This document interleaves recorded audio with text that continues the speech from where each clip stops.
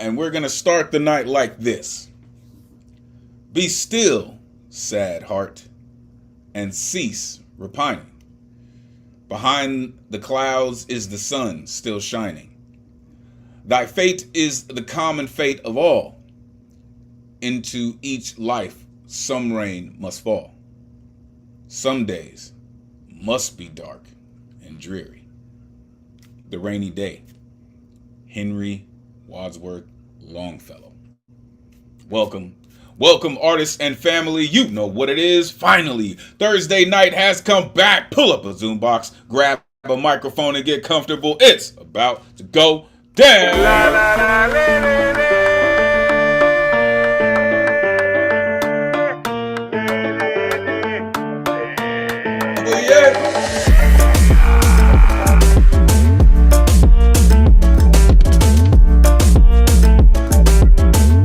Y'all get excited.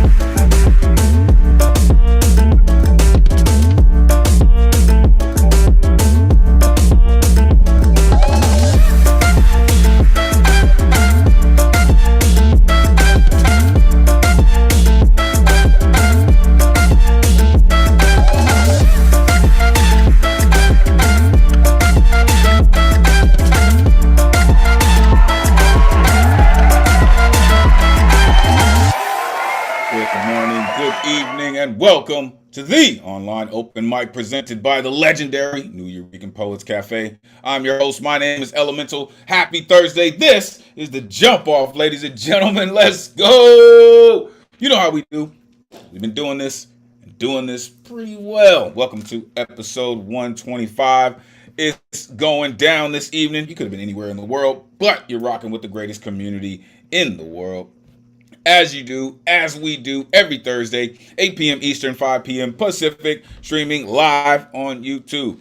If you're watching and you would like to join us in the Zoom, the number's on your screen, 860-4964-4756. Jump in, join the greatest community in the world. Want to know why I say that? Trust. We're going to show you this evening. We do this thanks to some dedicated folks who pay these bills. So we'd like to thank the New York City Department of Cultural Affairs, Bloomberg Philanthropies, the Howard Gilman Foundation, and the New York State Council on the Arts for hosting these free online events. You can add your energy to the mix with a tax-deductible donation by going to newyourekan.org/donate. Every increment counts. No amount is too small. It's very much appreciated. Make sure you are plugging in with the dopest tech team in the Zoomverse. The one and only Matthew Model Keen in here. Man, Storm Lake in the building, Jersey in the building. One half of an incredible hosting tag team. Shout out Paul Conqueso. Also, my man Brian Lee, Kid Kuzma, make sure you plug in. And the one and only Ron Mark Thompson, a.k.a. RMT. You're not down with RMT by now, damn it. You should be all the way up in the BX. That cat's dope, man. This is where you can find me, Elemen2al.com. Take out the T, put in the number 2, Elemen2al.com. So many things going on. Make sure you plug in, all right? Tonight's theme. So weather report, forecasting feelings, right? So many of our feelings and emotions and thought patterns are connected to if it's sunny outside, if it's raining outside, you know what I mean?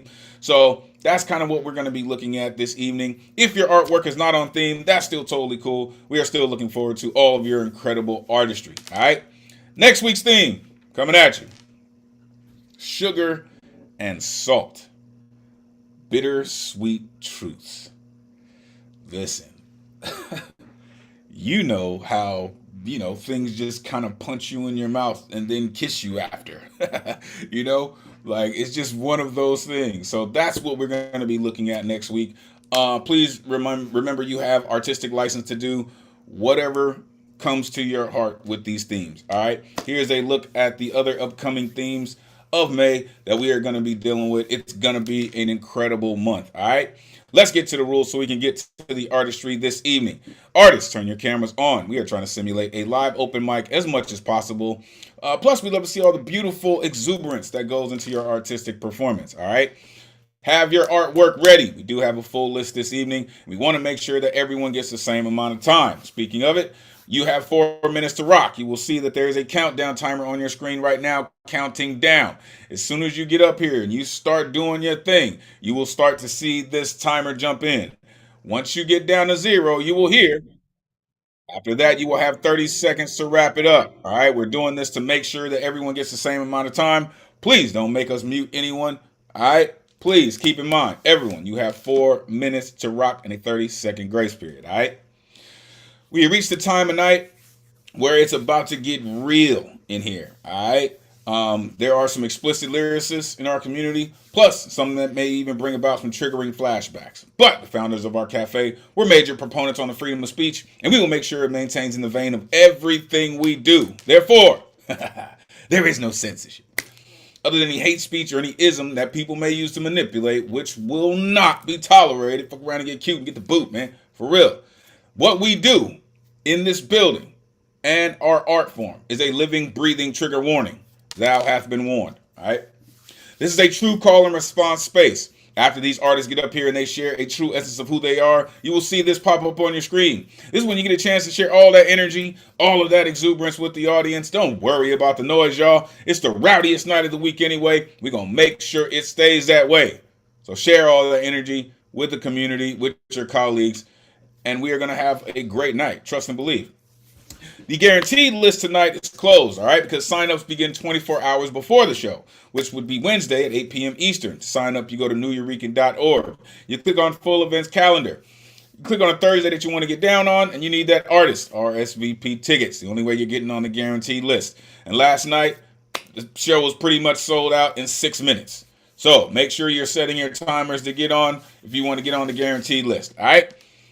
Speaking of the list, tonight's list, full of amazing people, amazing artists that came to do their thing. Prepare yourself because it's about to go down.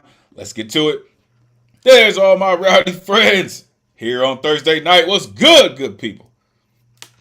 Oh, it's good to see all of y'all. See some faces I haven't seen in a while. Great to see everyone. Brian and Ciso is here. Lady K, what up? Skiff Verse is here. Goldberg.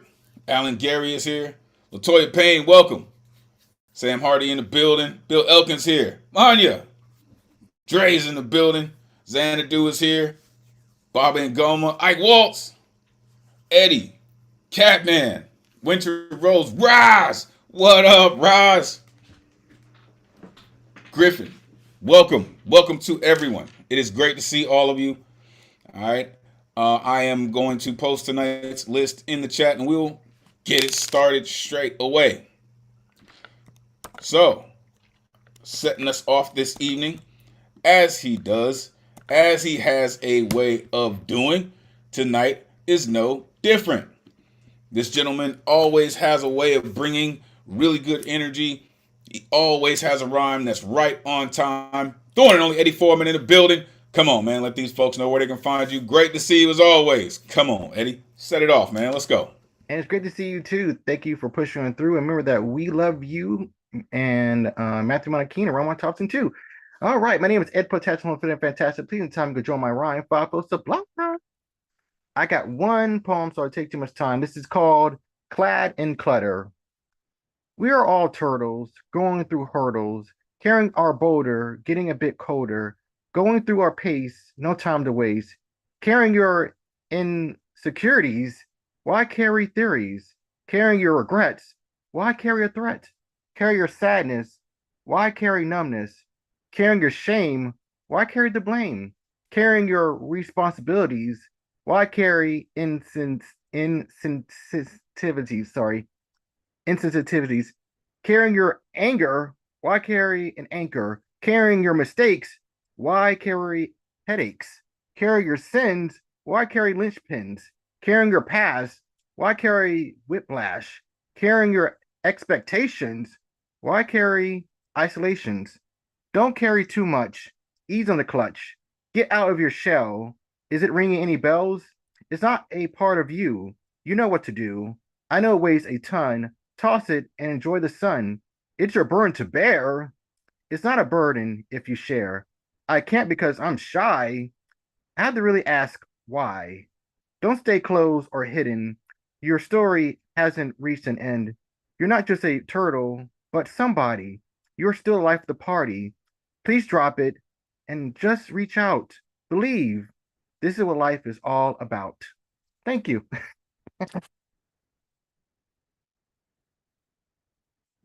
I absolutely love it. For real. You just, again, you always find a way, man. Unmute yourself. Give it up for Eddie Foreman. Thank you. Eddie, awesome.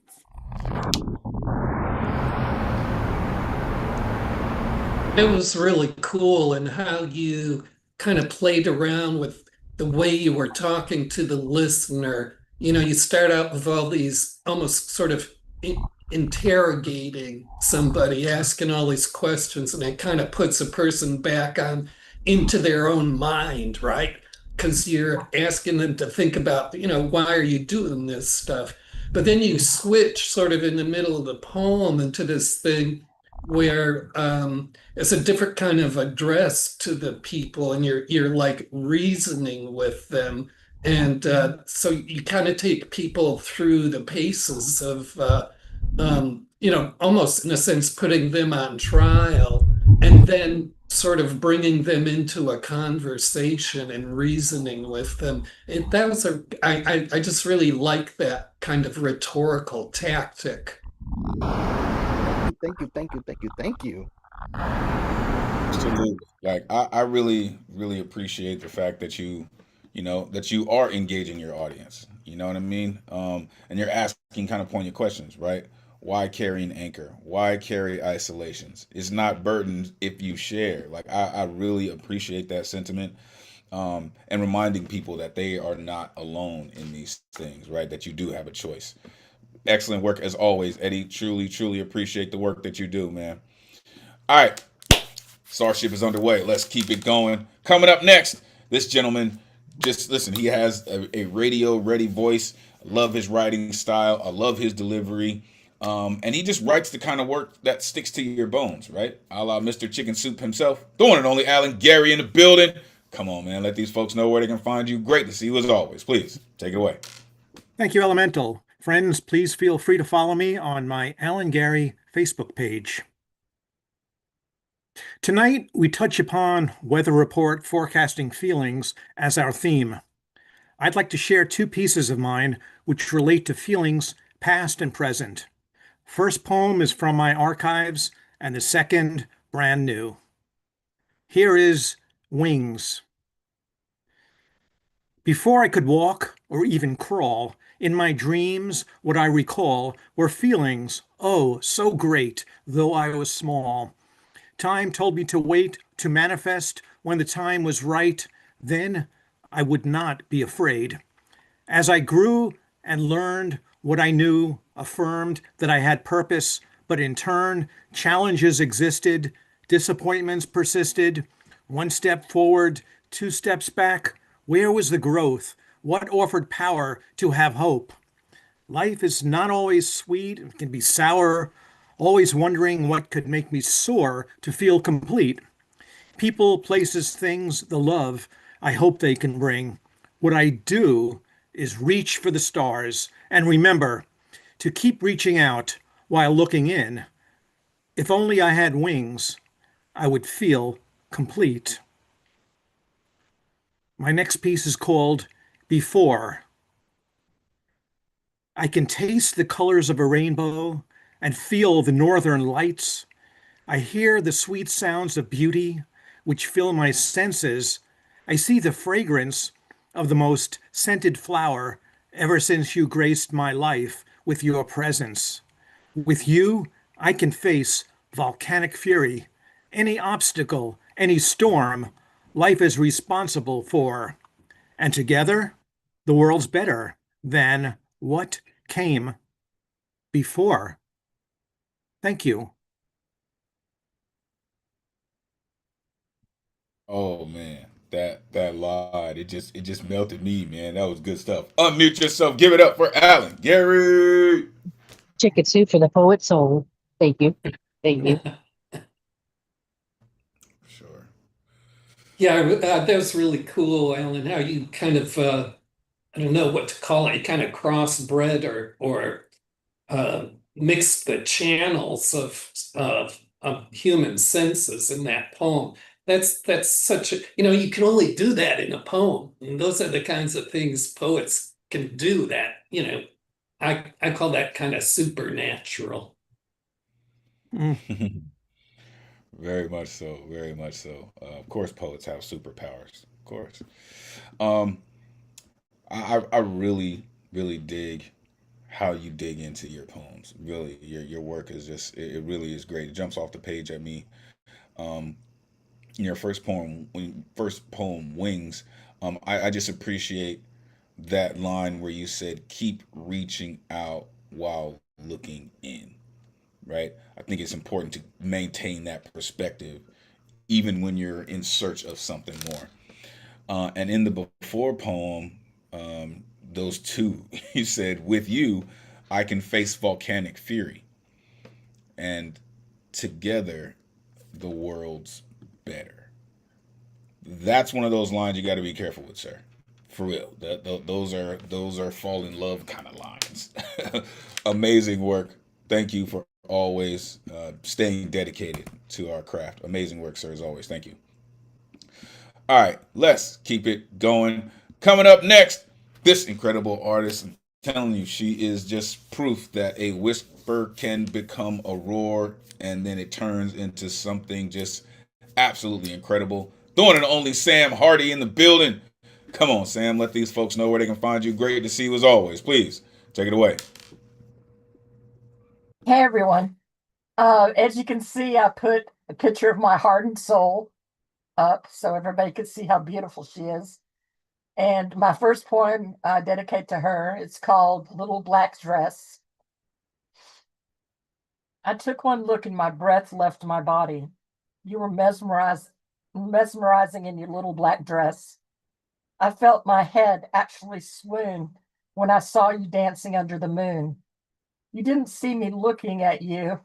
I was relieved of that fact. Had you noticed me staring, I wouldn't have known how to act. When you twirled, the light caught the blue hem.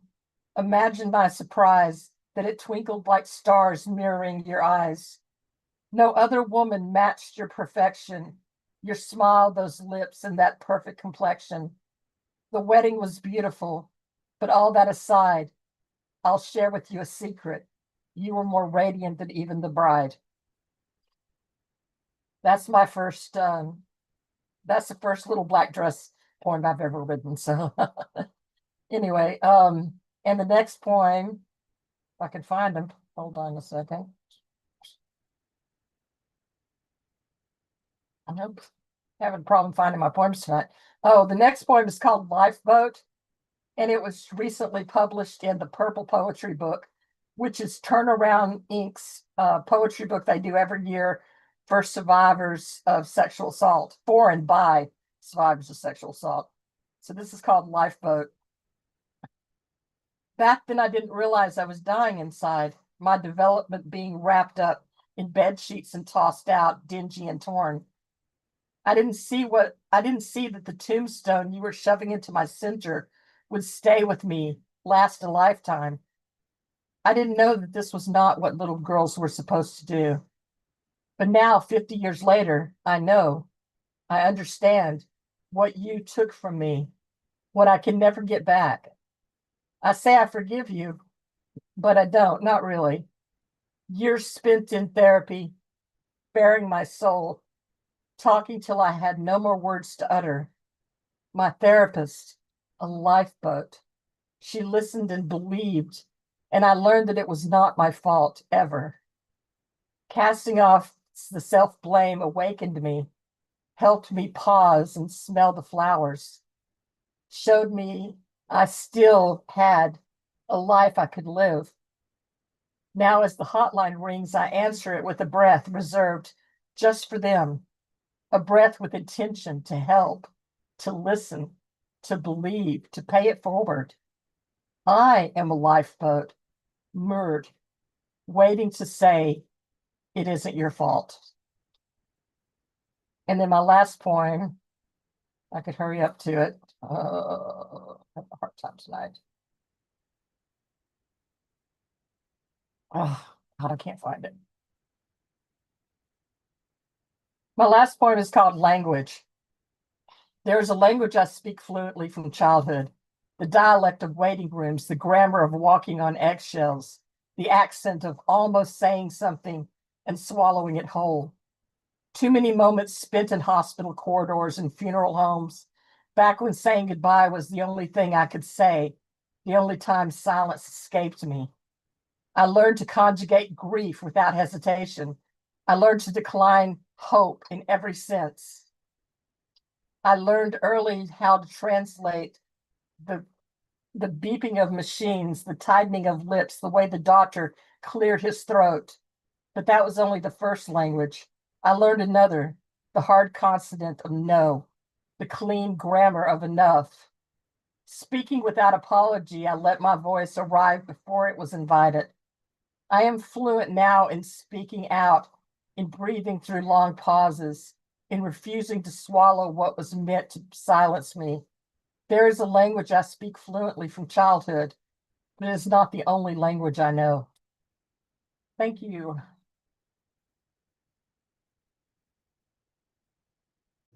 That's really amazing work, Sam. Really. Unmute yourself. Give it up for Sam Hardy. As always, beautiful delivery. Just Yeah. gorgeous. Just absolute.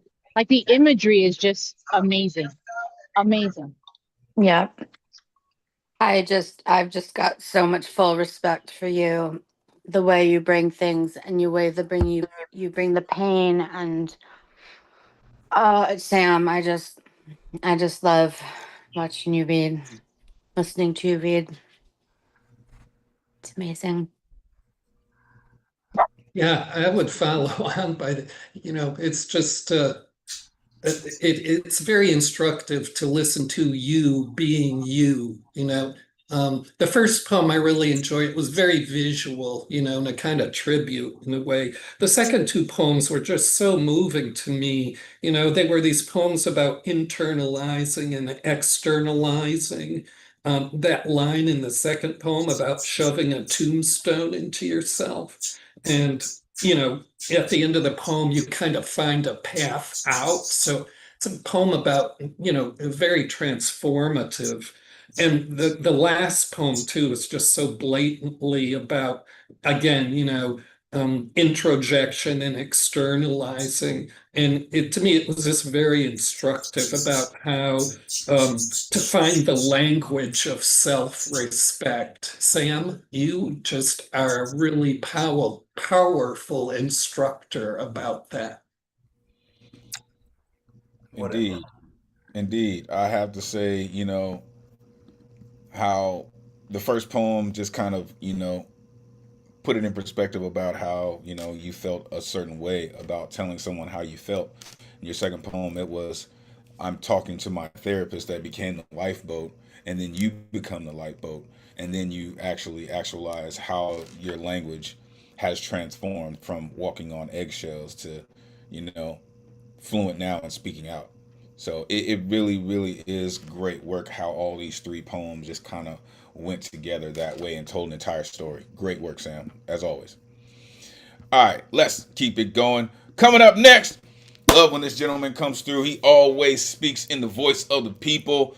Really, man, I really love when he comes through, man. His voice is so incredible. Love this dude. The one and only Alexander Goldberg in the building. Come on, man. Let these folks know where they can find you. Great to see you as always. Please take it away.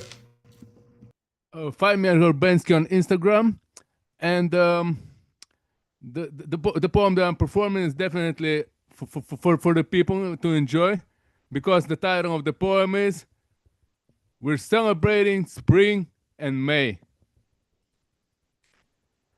This month has started with the stunning flowers, like daffodils and tulips, chestnuts, lilacs. It's such a beauty That's one word that can describe it. We start with lyrics, but we turn to dry statistics. We welcome May with open arms, last month of spring. Temperature ranges from 13 to 17. This month, the temperature will be below the norm. But I still hope people will finally get warm. Forecasting feelings is much harder, but no surges. Let's get back to enjoying spring, because it's gorgeous. The west is always hot and dry. It feels like summer. The northern temperature is high. It will get higher. The east will have moderate temperatures again. The south is cooler. In some cities, it may rain. But in the capital, the warm weather prevails.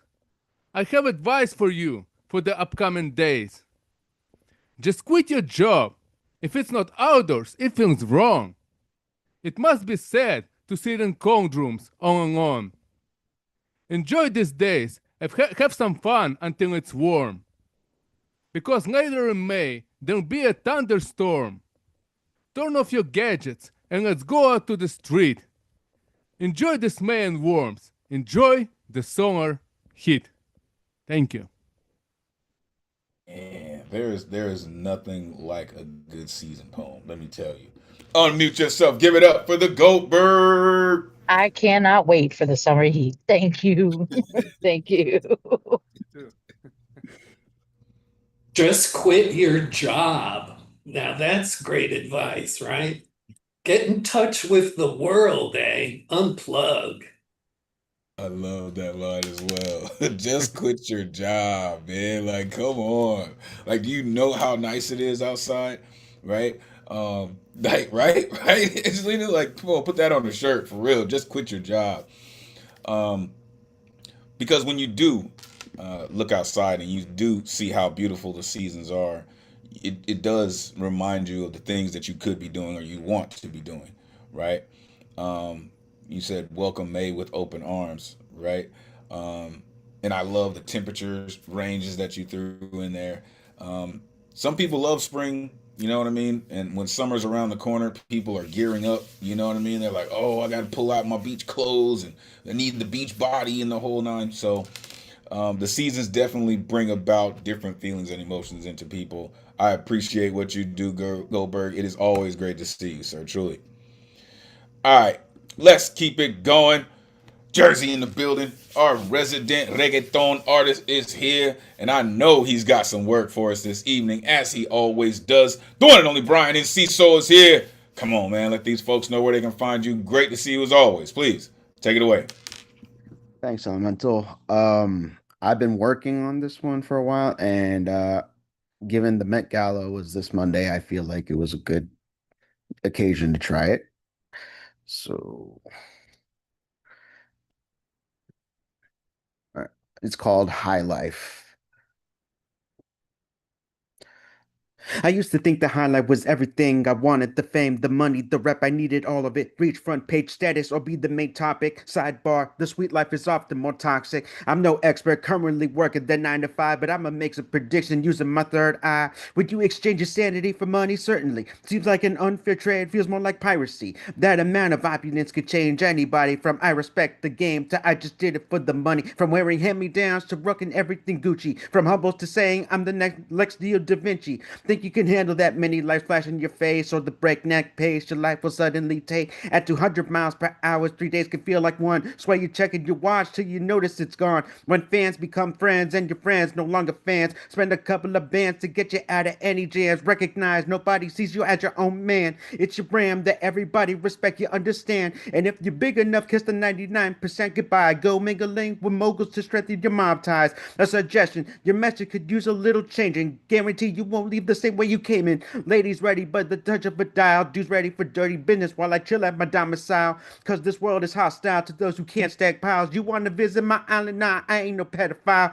Fuck the dispensary, choose from any variety. For a booster or for fire, minus smithereens. Trip into a new reality, sobriety can't compete. And then repeat continuously, it's the new routine. Till you realize you could put a price on anything. Hey son, you that your card? Yo Chico, go pay the man. Someone find us a house where we could cause some mayhem. 24 partying to 7 a.m. Let's find out if some tales really stay in Vegas. Take a hit before each function on Vincent Vega. Nah, I'm not addicted. It's all been prescripted. Wait, or second thought, who the fuck are you to be asking? Always burning both ends. I'ma shine the brightest, make a bigger splash than fishing ponds with dynamite. Be on time and succeed in everything I try. Elevate faster than my cortisol every sunrise. God forbid you wish to slow down. If you're overwhelmed, no escape this time around. Least of all, when the fall starts and it's all taken away, resort to doing anything to reclaim those gains. Connects get severed. New friends say, see you later. I never liked him anyway. Definition of a traitor. When our hookups all dry up, you know you fell out of favor. Either you disappear or lead into your dishonor. And if you really desperate, you run for office. That's because you know you no longer need talent. You already got what you wanted to fall away. Opening the wallets, don't cheat too many of them. But what do I know? It's still early. I'm just as susceptible given the same choice. I'm just like other people. Yeah, I know. I would say I would never change, but y'all just had to keep underestimating the power of fame. That is the addiction right there. It's that power of fame for real. Unmute yourself. Give it up for Brian NC Oh, Soul. oh, wee. Okay, okay. I see you. That's a little hot. The phone is kind of steamy right now. Thank Good you. job, man. Good Thank you. job. Thank you. Thank you. Yeah, well, it's like sobriety can't compete, you know? And so it's this poem about what happens to your real identity. You know, it's no longer based on your internal values anymore. I mean, in capitalism, it's kind of a perpetual theme. But I really like how you populated the poem with all these like up to the minute references too, because it just made it more fluent and easy to identify with. Do you feel like that poem's done? You said you've been working on it for a while. I feel like maybe there's a verse or two, a bar, a couple bars, or maybe I can add. But I like how long it is right now. But you know, sometimes it just hits you, and you just have something more to add.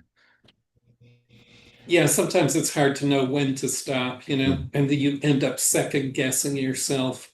Mm-hmm. For sure. Thank you, everyone. Don't ever discount making a part one and part two. You know what I'm saying? Because that just creates more content that you can work on, right? But I think you did a really good job of touching a lot of bases in this poem, in this rhyme, like a lot of them, right? You started out by saying, would you trade sanity for money, right?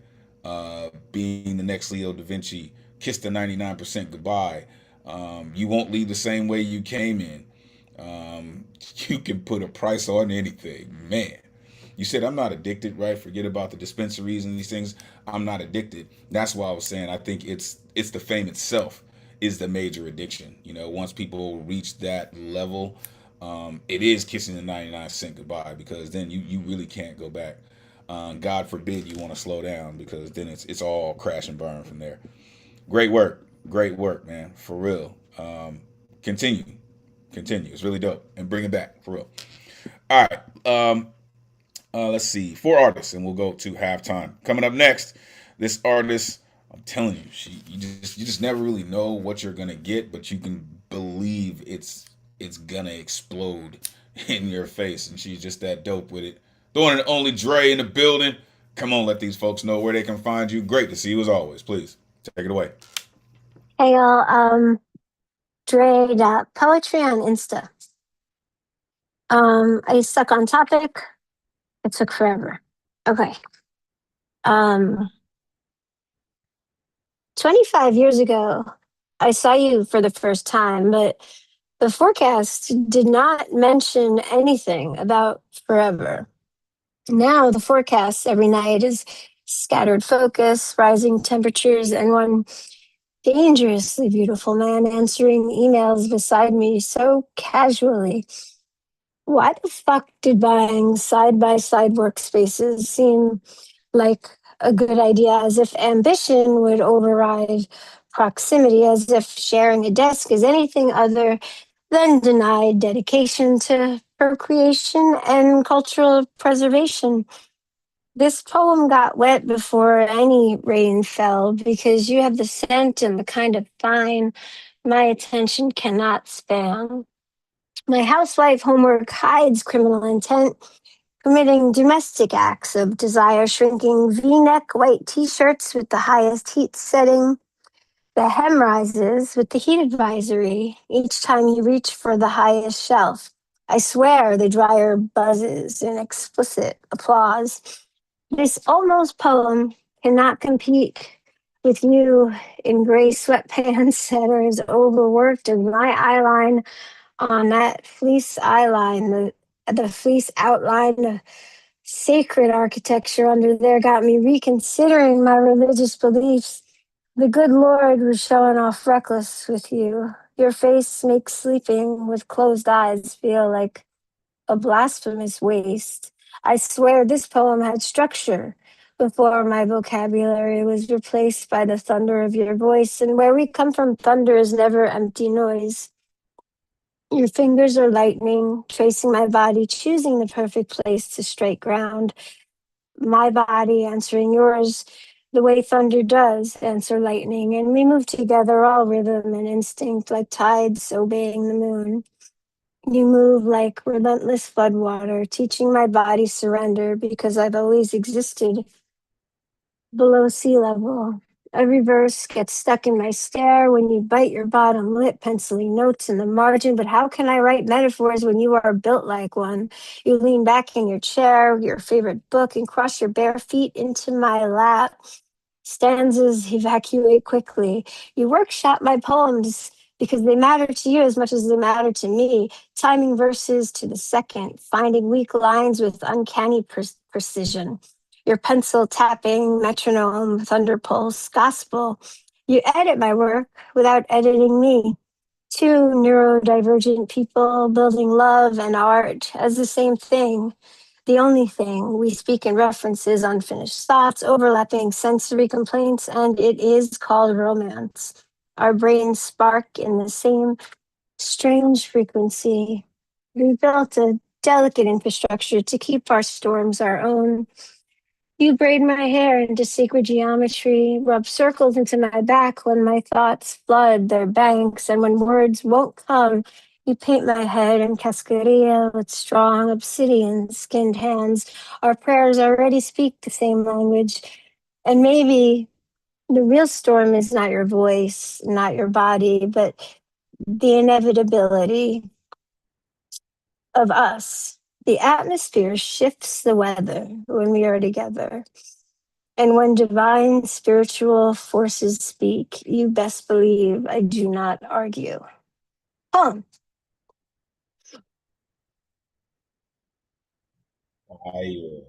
The only thing missing in there was the firestorm that you created with this poem, for real. Unmute Oh yourself. my Give it up gosh. for Dre. That was Thank so Yes. Wow, Dre. Wow. This, I love this for wow. you. It was you. just beautiful. Beautiful. Wow. Wow. Thank you. Yeah, yeah, I give up, That was so intense. I mean, you just were so facile with the metaphor of emotional weather and just I couldn't keep up with the lines. I mean, it was all over for me when you said this poem got wet, or your fingers are lightning. I just want to ask, how does a person dress for that kind of weather? I think you nothing, right? Perfect stinking answer. Perfect answer. Of course. Of course. Your skin Thank is all you need sometimes. Great work, Dre. Really, really. I love how you maintain the metaphor all the way throughout the poem. Um, the two desks, right? As if ambition would override proximity. This poem got wet before any rain fell. Um, the good Lord was showing off reckless with you. Come on.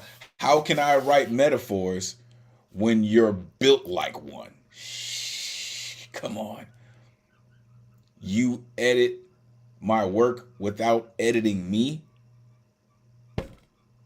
Braid my hair into sacred geometry. Our prayers already speak the same language. Come on. Like are you writing vows right now? Like Come on, like you got to be careful with stuff like that, man. That's heavyweight stuff. Excellent work, Dre. Truly appreciate you. All right, four more artists, and we'll go to halftime. Coming up next, all the way in the BX. Man, it's always good to see this artist. She's been rocking with us for years. She is the author of Lady Lotus and contributor to many anthologies. She's amazing all the way around. The one and only Roz in the building.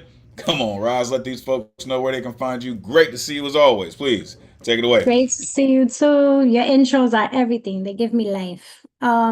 So you can find me on Instagram through her big brown eyes. And I'm just gonna jump right into this one. It's called Blood. And it goes like this. You are the storm that I waited for patiently. As soon as you roared, I stepped outside willingly, waiting for your love to pour onto me. You are the wound that separates, never fully healing. I can't enumerate the times you've broken my heart. You are the scar that is no stranger to my fingertips, a memory. You are my biggest risk.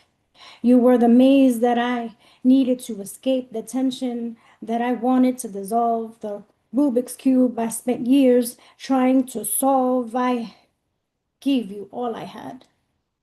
I gave you parts of me, parts that you incubated for only half a turn before I bravely evacuated the premises. Parts such as my heart that I used to love you to my detriment, or my lungs that would run out of breath as I cried, wondering why God chose you for me.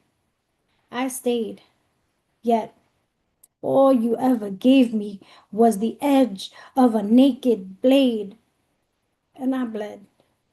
My blood, but also your blood, for the last time, for the freedom of the generations that follow. End poem. Yo, I didn't know a naked blade could cut so damn deep. Goodness. Unmute yourself. Give it up for Ooh, Roz. wow. That was so good. That That, was Thank you. amazing. yes. That, Thank you. That yeah, imagery was everything. yes. I was Mm, just about to say that. That imagery was sorry, just, sorry. no, I'm glad that we're all on the same page. The imagery I haven't seen you perform in a while. So it's great to see you back. And it's just, Oh, the thank you. imagery just never fails. Thank you. Thank you. Thank you. I love how you ended it because it hurt. The whole thing really kind of hurt. But you ended it in a way that was like, okay, like I have daughters and okay, maybe this is part of why it was this way so that, they don't repeat. It's just, it's just, it was pain and then bittersweet pain. I thank you for that a lot. And Roz, Beautiful. let me just say, I love your cadence. Mm.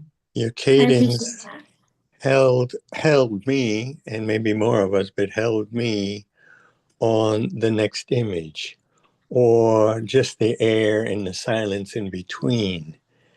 And I mean, wrapped in attention. So thank you so much for the way you do it. Thank you. Yeah, I like what Norm's pointing out. You have a way of creating this rhythm that you kind of create these peaks and pauses, at the ends of lines, and there's a little bit of suspense there. And then you kind of ease into the next line, and it really it's just an auditory pleasure, like Norm's pointing out. And this is a really timeless theme.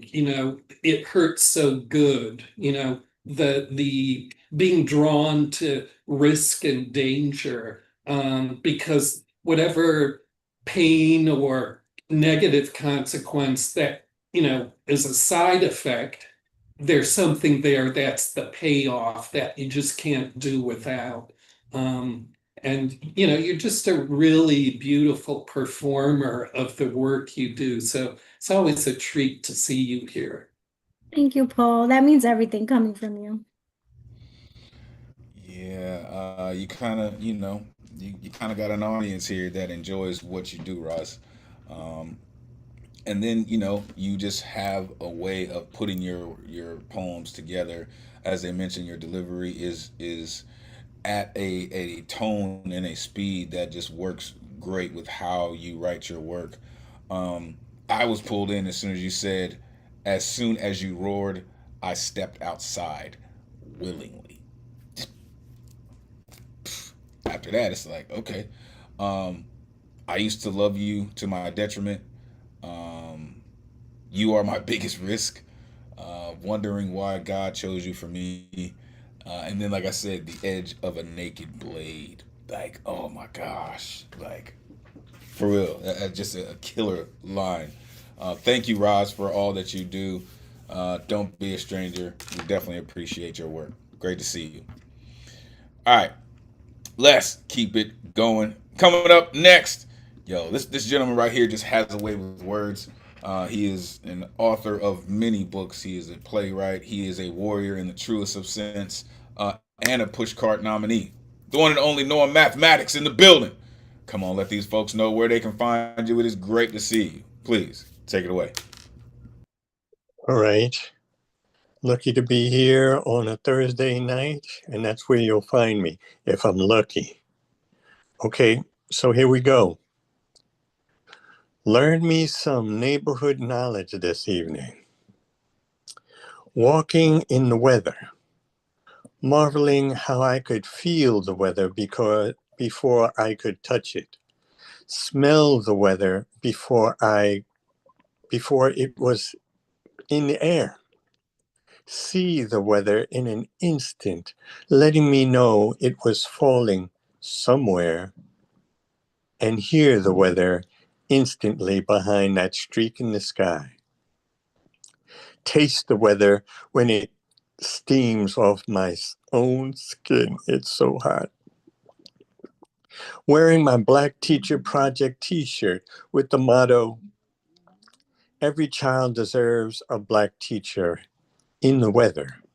Even though I was carrying an umbrella, I wanted to feel the rain, wet like the summers I remember, not running out of it, but walking in it, joyfully, seeing the flashes in the sky, counting the Mississippis until I could hear the rumbling in a far-off sky, almost as an afterthought, after losing count of how many seconds had passed. I like your t-shirt, a voice called from behind me. I turned to see who was calling me out of my invisibility. I saw a Black couple under a big red and black umbrella. I said, thank you, and kept it moving. But I couldn't resist turning around saying, and you know it's true. And then I kept New York stepping until I came to my door a block away. The same voice came out of the dark, passing me by as I was marveling at the lightning that erupted across the sky and was reaching for my keys. I haven't stopped talking about you in that t-shirt since you passed us. The young woman with the cat ear glasses standing under that wide umbrella with her young man companion holding it for the both of them. She continued, I grew up in Arkansas, where they first integrated the schools by law. My daddy was a Black teacher in the school, and none of the white students would go into his room. When he closed the door to start his class, all of the white students would look through the windows because they had never seen such a thing. The thing that you never hear about is that the following year, all of the schools closed, except for the one that had the Black students go into it. Sister was right. I had not heard about that part of the history because it's our story and not history, written, not told in my textbooks. When I said as much, Sister continued, my sister wrote a play about that part of the story. My mind started spinning threads to connect this somehow to the daughter sister Ava. I said, let me know where it's playing. I'll go see it. If you need any actors, I have a couple in mind. That's when the young man spoke up. You live around here long? I said, I've lived here for all of 1 month. He pointed down the block at a red brick building. I went to school down the block. That's where I had my black teachers. Now it's a women's shelter. I had wondered about the comings and goings of community in this vicinity. Do you live around here? I asked. He said, yeah, we live in the next block, pointing in the direction of the Dance Theater of Harlem. We introduced ourselves and we said our blessings and goodbyes. Get home safe, family. Peace.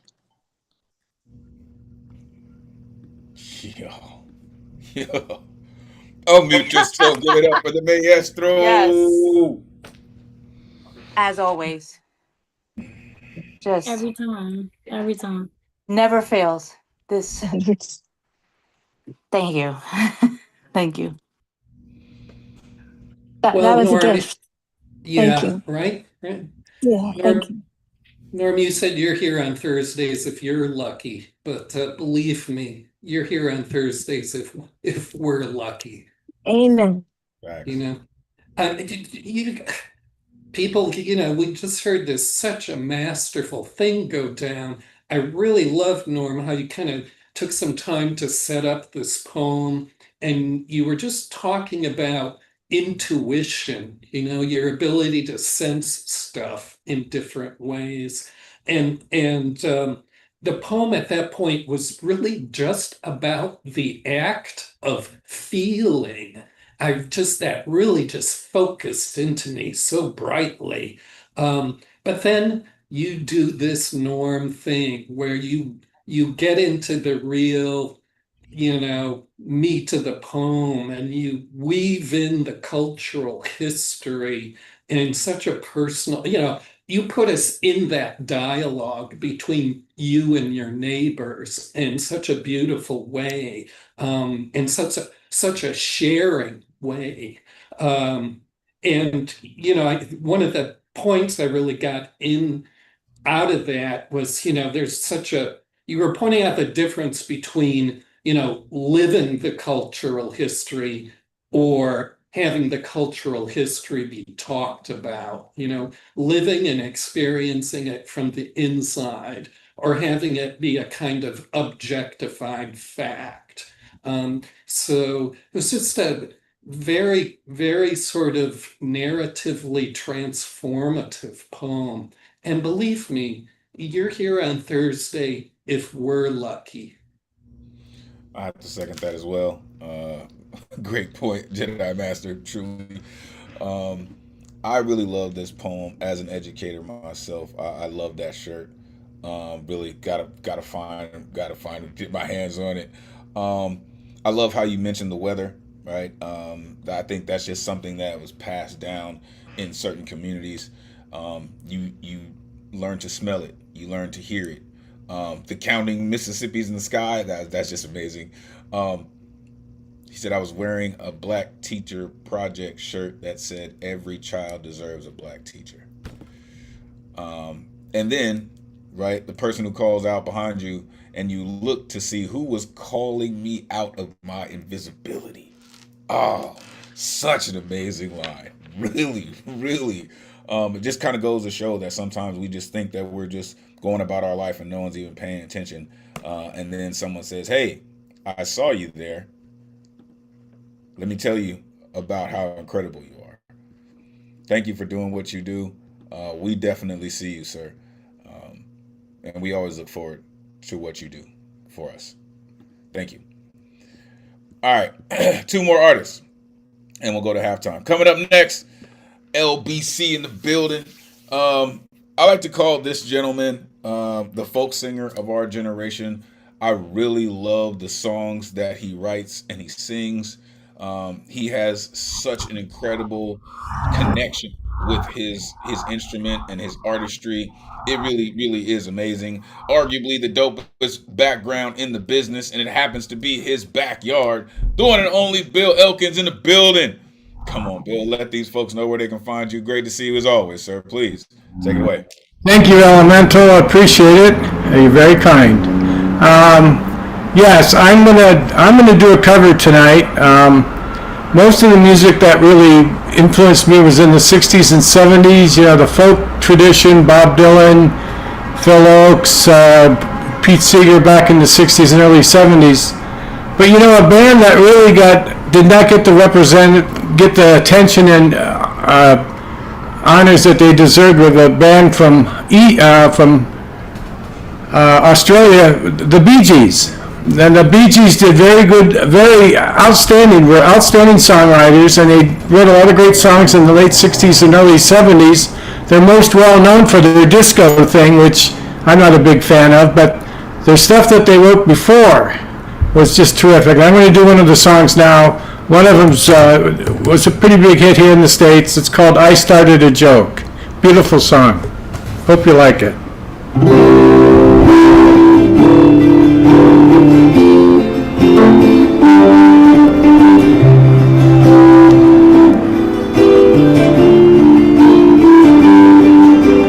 I started a joke, which started the whole world crying.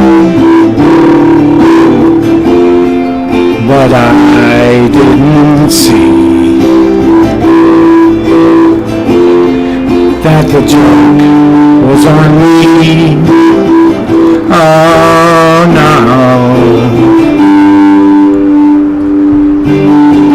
I started to cry, which started the whole world laughing. Oh, if I'd only seen that the joke was on me. I looked at the skies, running my hands over my eyes, and I fell out of bed, hurting my head from things that I said, till I finally died, which started the whole world living. Oh, if I'd only seen that the joke was on me. I looked at the sky, running my hands over my eyes, and I fell out of bed, hurting my head from things that I said, till I finally died, which started the whole world living. Oh, if I'd only seen that the joke was on me. Oh no, that the joke was on me.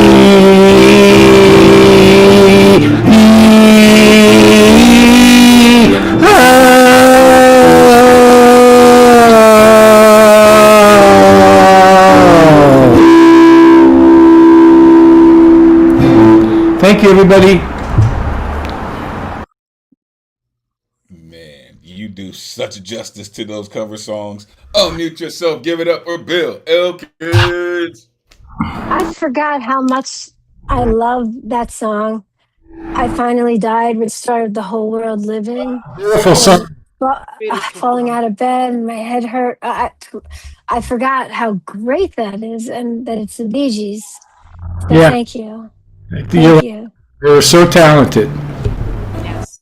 Yes. Hey. Well, as always, every time you come in and you perform, I mean, I'm a little mad I can't see your face today, but it's okay. We like the background. But The, it's the background dominates me. but it's great to see you perform. Thank you. Thank you. I appreciate it. There's something very, very real about, like you said, the inspiration that you get from the songs of the 60s and 70s. Unfortunately, they don't write songs like that anymore. Not saying that there aren't some great songwriters happening now and writing some incredible songs, but those kinds of songs are timeless. And it is people that have such a fascination and appreciation for that time that they can continue to keep those songs alive. Not just the melodies, but the actual lyrics, because they are absolutely amazing. Thank you, Bill. Thank you for doing what you do and staying so connected to your true inspiration. It helps to inspire us. Thank you. All right, one more. We'll go to halftime. Coming up next, a true Lower East Side in the building. The only poet author that I know that is in the original Aloud anthology from the New Eurekan Poets Cafe. Our resident Gilgamesh is in the building. The one and only Paul Skiff is here.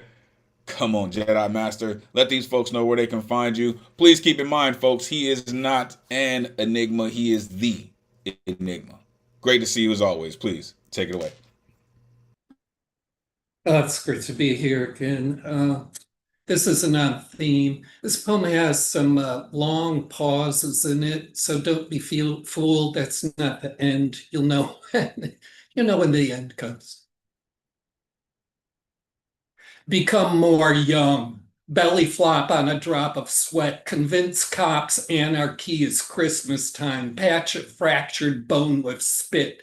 Provide irrefutable proof heaven is up there. Beg a fur coat from Saks Fifth Avenue. Eradicate racism with a comedy routine. Pull worth out from beneath money. For one day, hold your breath. Live longer than forever. Eat, smoke, steer time, hear what cats think, backwards 5 times in Sanskrit with a mouthful of ball bearings and marshmallows, spell transcendence out loud, possess emotion, strike it rich, sleeping, weigh a thought, whistle underwater, park fate, imposter life, transcend wisdom by making entertainment with your hands behind your back, reach nirvana, bribe a judge with a can of cat food, never pee again. Shelve the love object, philosophize superstition, join the alphabetical order, impersonate the voice of autumn, polish violence off human history, juice a credit card, somersault over fiscal responsibility, explain existentialism to the crowd at Yankee Stadium,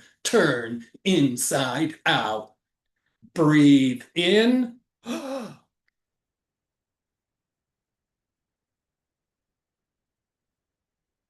Breathe out.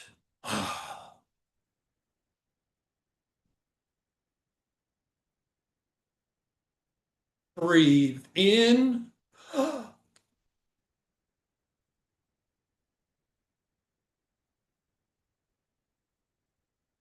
Breathe out. Come on. How can I get all this energy out of me and change the chemicals rioting in my brain? So if someone walks in this room right now, they will not send me to the hospital.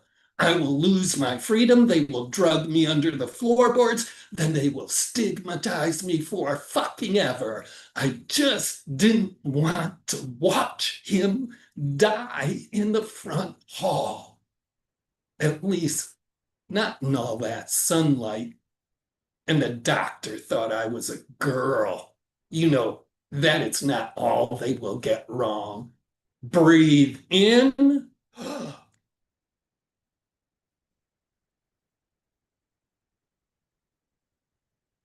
Breathe out.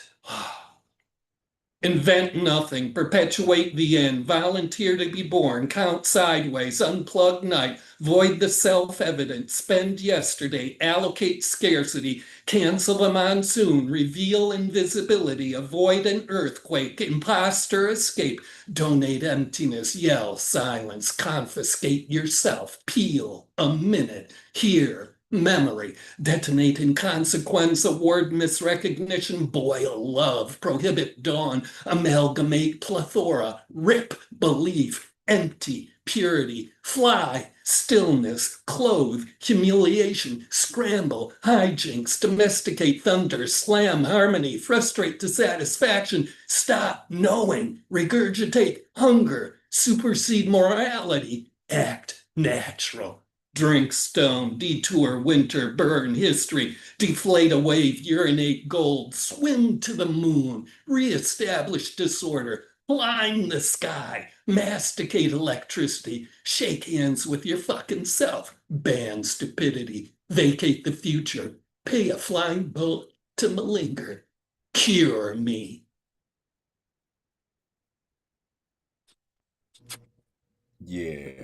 Yeah, just give everybody a quick second on that one. I told y'all, not an enigma, the enigma. Unmute yourself, give it up for Paul. Skip.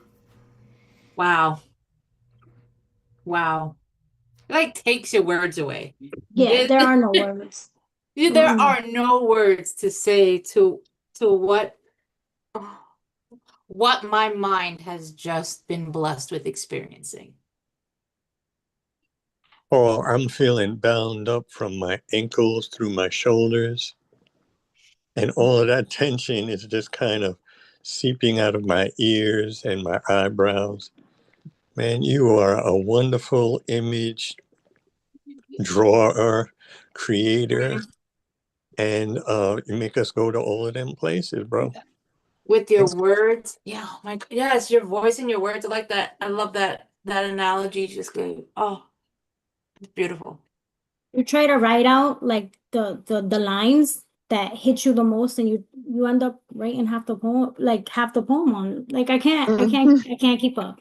I can't write them So all. to drug me under the floorboards.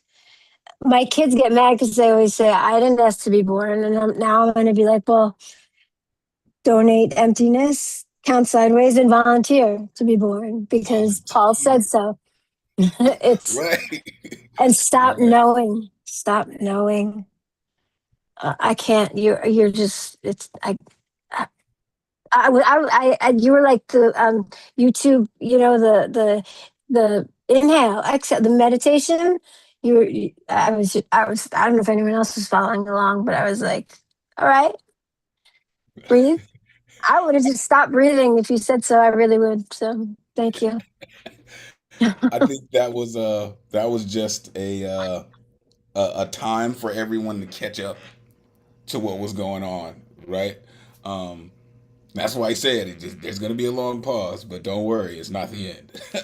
But you're like, okay, kind of like Roz was saying, like I'm trying to catch up. Like I'm still stuck like 15 lines back. I'm getting there, so I appreciate the pause in there.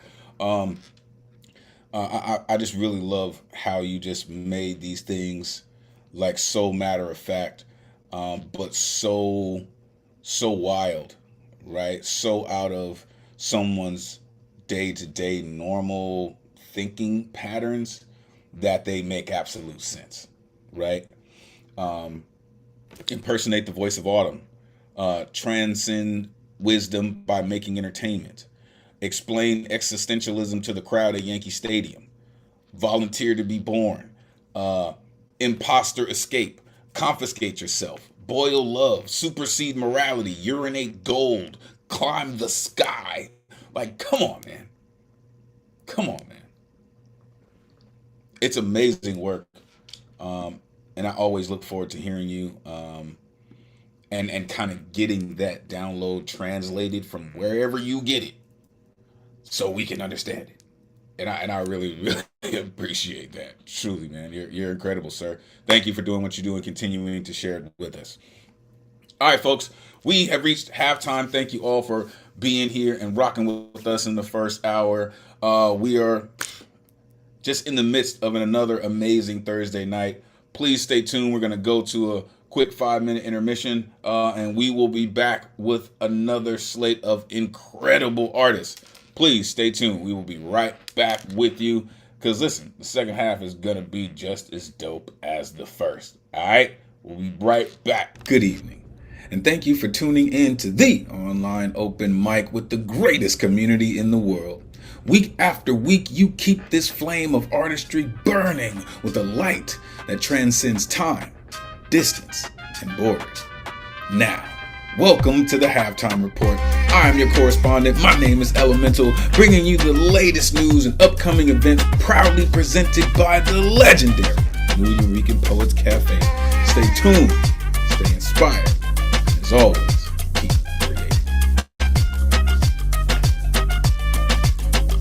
The New Eureka Bowery Slam, happening every Monday at the Bowery Poetry Club in New York City, hosted by Luna Rosa and Jay Rose. Winner receives a $20 cash prize and a chance to compete in the final Friday Slam. Occurring on the last Friday of the month at the Lower East Side Center at 7 p.m. Hosted by Matthew Marroquin and Paul Conqueso. Winners from the New Eureka Bowery Slam compete against each other for a $100 cash prize and a chance to compete in our annual Grand Slam. Plus, there's a Twilight Hour open mic hosted by Cap Come Through and The Score. For more details on the Slam season, including rules, winners, and current year scoreboard, go to neweurekan.org/slam.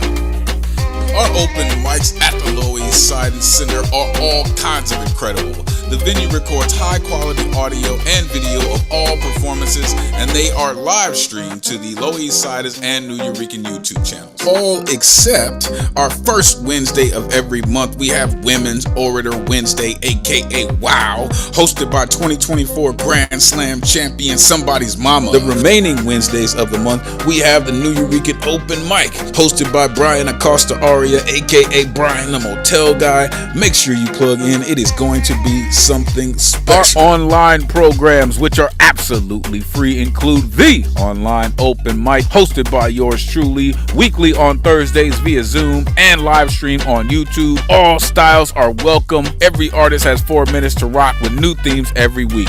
The Slam Workshop, happening on the second Tuesday of every month via Zoom, hosted by the National Youth Poet Laureate Stephanie Pacheco. When you sharpen your craft, you sharpen your performance. Make sure you plug in. There are many other in-person and online events coming up. For info and tickets of all the programming, you can go to neweurekan.org/calendar. Our social media and website and other links, including how to sign up for the mailing list, you go to our Linktree/New Eurekan Poets Cafe. Visit our YouTube channel to catch past live streams of online and Lower East Side Center open mics, beatniks, and special events at Battery Park City, Poetry House, and NJ Pack. The New Eurekan Poets Cafe is a non-profit 501c3 organization based in New York City on the Lower East Side. Ticket sales and grants don't cover all of our programs and operations expenses. So here are ways that you can help support us in our mission to continue with moving poetry forward. Our merchandise, shirts, hats, and tote bags available for purchase at our New Yo table and in-person events, or go to neweurekan.org/merch. Spring and summer collection coming soon. Also, check out and subscribe to our Patreon site. Gain access to video recordings of in-person events not available online for the public. Go to patreon.com/New Eurekan Poets Cafe. We would love to hear from you. If you've attended one of our shows, let us know about your experience. Go to neweurekan.org/survey to complete and submit the form and receive a special gift for your feedback. Special thanks to our tech team, our programs and operations team, all of our hosts, our executive director, and all our sponsors for helping us to continue to move our artwork forward. We appreciate you for all your continued support, helping us to keep the spirit of artistry and inspiration of poetry alive and moving forward through the spirit of our founders. Brought to you by Elemental Vision Works, inspiring change through passionate poetry and creative productions. Your energy and passion truly make this community something special. Thank you for all your artistry and your genius. Truly, can't thank you enough. We appreciate you. Now, back to the show. Peace. Oh, yeah. Let's keep it going, keep it moving and grooving, folks. It has been a great night so far, and it's going to continue to turn up. Coming up first, this amazing nationally ranked slam poet is on the move. She continues to just turn it up a notch. She finds herself on final stages at pretty much every competition she goes to, and she writes relentlessly, and she just happens to be one of the dopest in the world. The one and only Lady K in the building. Come on, let these folks know where they can find you. Great to see you as always. Please take it away. Hi, everybody. I tried something different with this piece, kind of a persona. We'll see. I don't know. Here we go.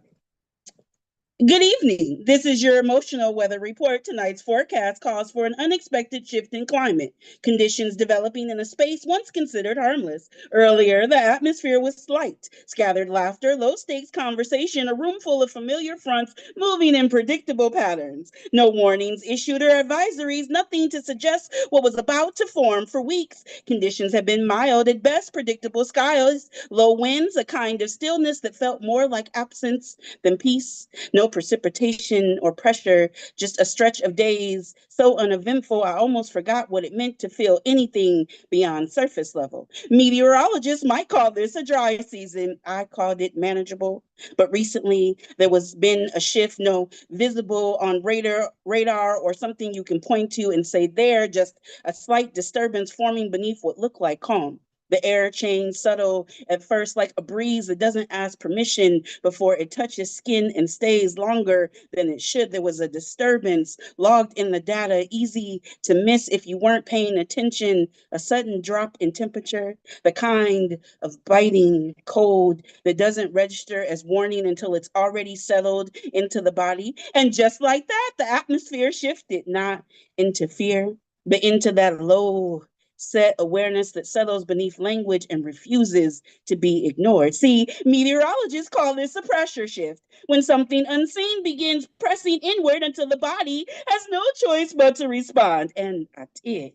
Not out loud, but in the way my thoughts started circling that single moment like it had coordinates, like it knew exactly where to land, the way my breath forgets its rhythm for just a moment too long. The way proximity redefined itself like distance was no longer a reliable measurement. We've been tracking two systems circling the same airspace. No official collision, not yet. Just a series of linguistic disturbances, subtle shifts in tone, pressure building between syllables, the kind of charged atmosphere that forms when neither side is interested in backing down.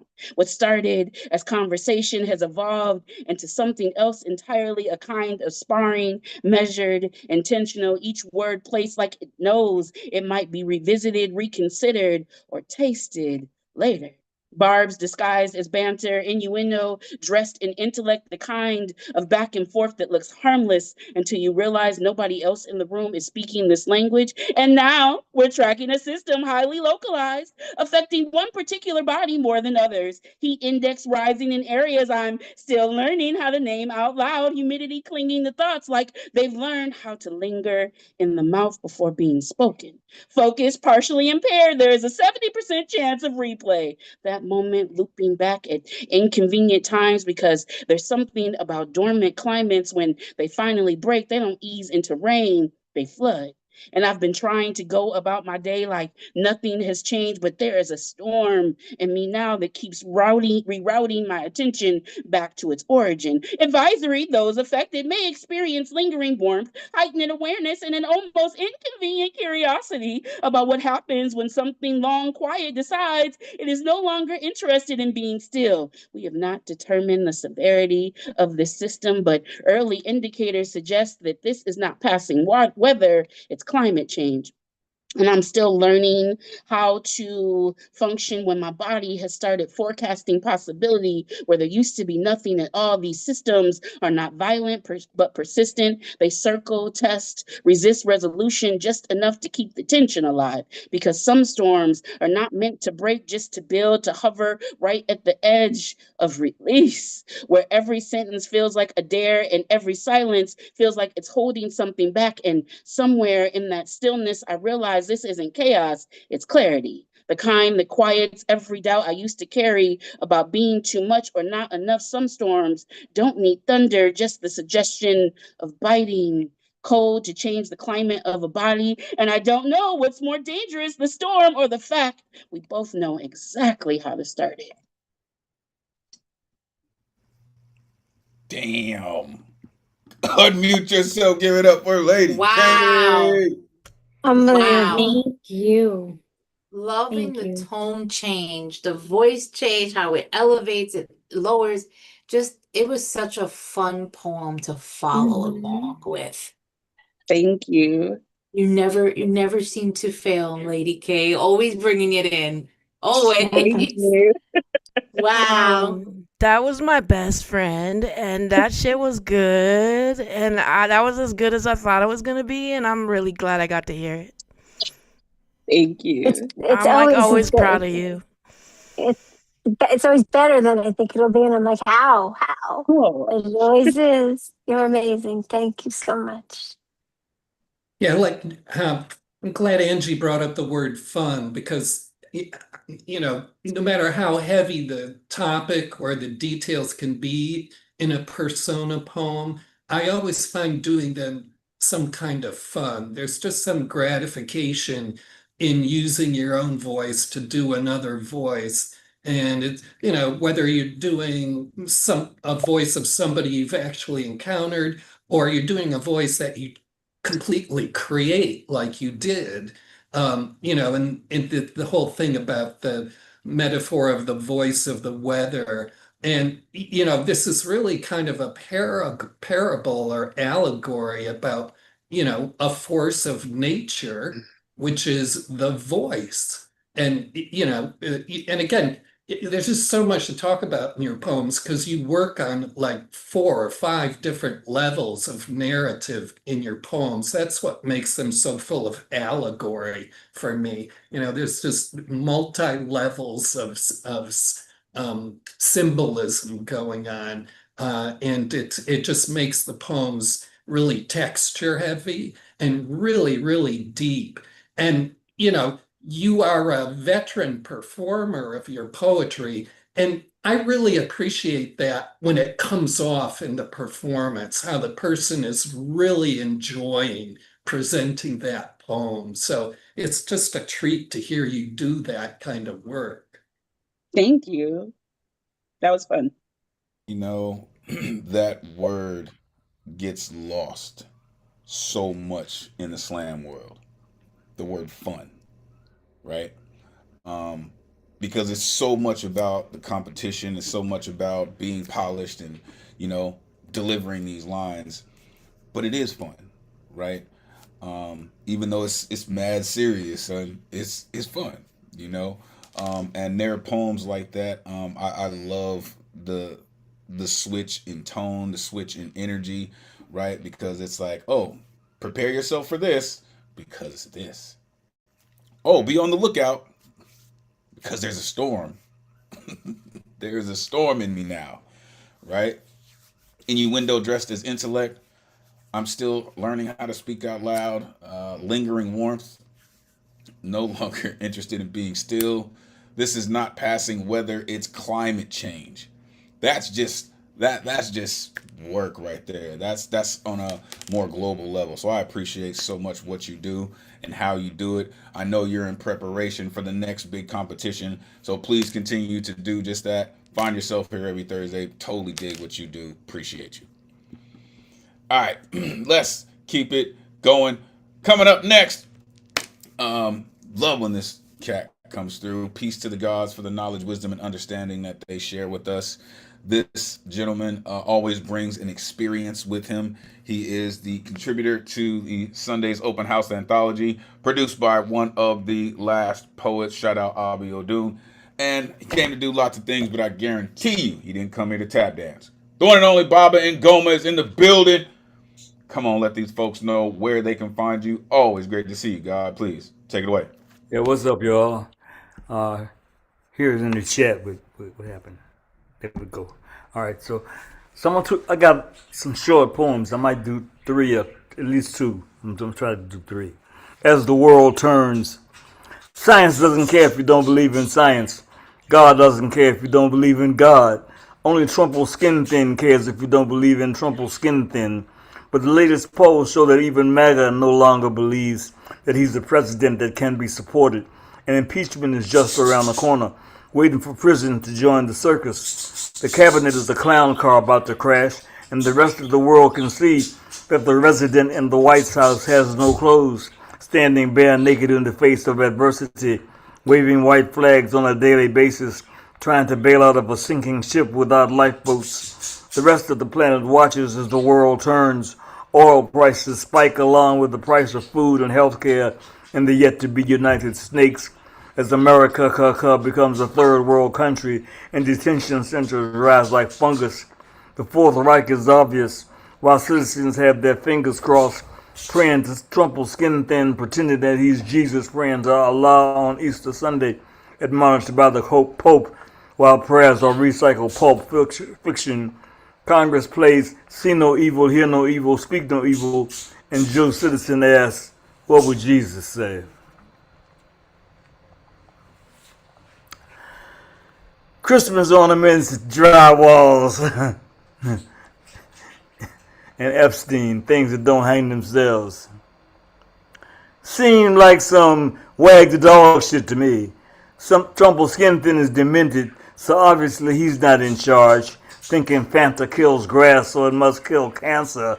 After all, nobody, and I do mean nobody, is dumb enough to threaten the Pope.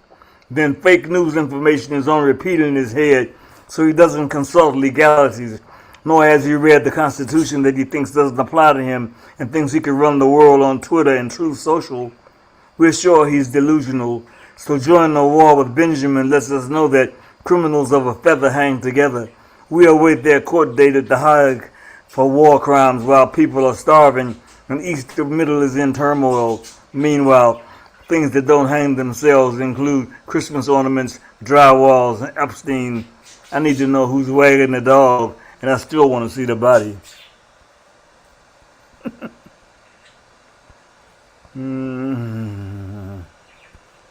might be it. Wait.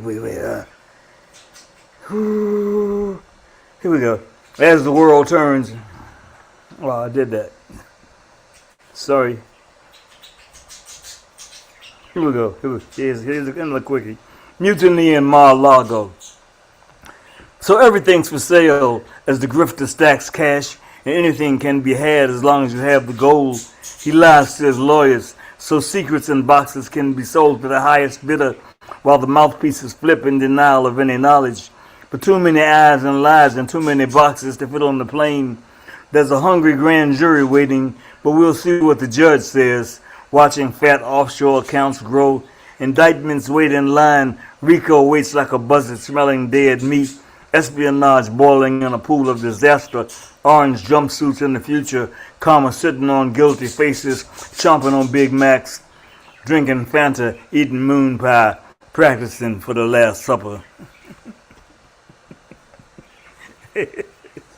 Yeah. Bonafide shit starter, sir. Bonafide.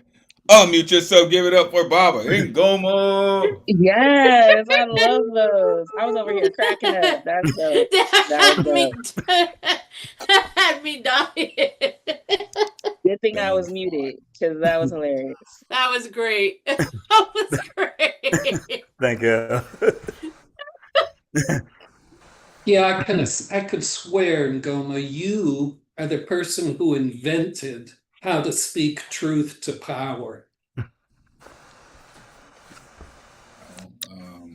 A lot of things came back from the war, and I'm thankful that it happened to be your artistry, and probably just as dangerous. Um, these poems, there's just a couple of so heavyweight lines in here. In your first poem, you said, "While prayers are recycled pulp fiction." Love it. Second poem, you said, I'll get back to that one. Nobody, I do mean nobody, is dumb enough to threaten the Pope. Espionage drowning in a pool of disaster in the third poem. But in that second poem, man, you said things that don't hang themselves. And there was a list. Things that don't hang themselves. Drywall, Christmas ornaments, and Epstein. I still want to see the body too. Money in the bank, sir. Truly appreciate you. Totally dig it. All right, let's keep it going. Coming up next, the hardest working man in poetry. This gentleman, he just works, right? He produces the type of material that I've never seen before, and he is very consistent with it. I'm looking forward to what 2026 has in store for this incredible artist. I like to call him the Vincent Price of poetry. He is the author of Scopiti, as well as Defending the Rainbow, and many more. The one and only Ike Waltz in the building. Come on, Ike, let these folks know where they can find you. Great to see you as always. Please, take it away. The Bold Raven, a postmodern ballad obscure.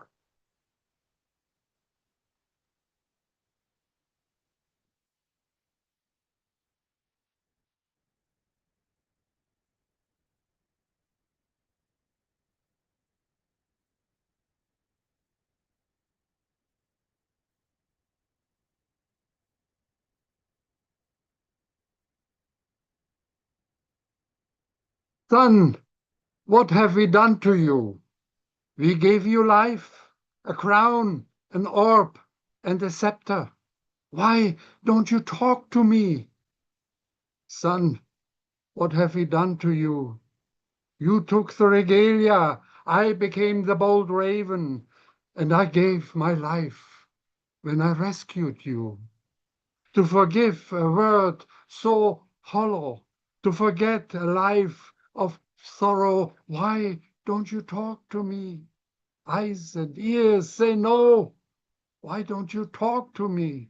I don't bother God, but somebody needs to open up to him. There is a bold raven high on a utility pole, somewhere inside the darkness of light. What do I see? Nothing. What do I hear? The raven in me responding. Son, I say, I can hear you. Son, I say, I am near you. Son, I say, I took a long time to see you as you are.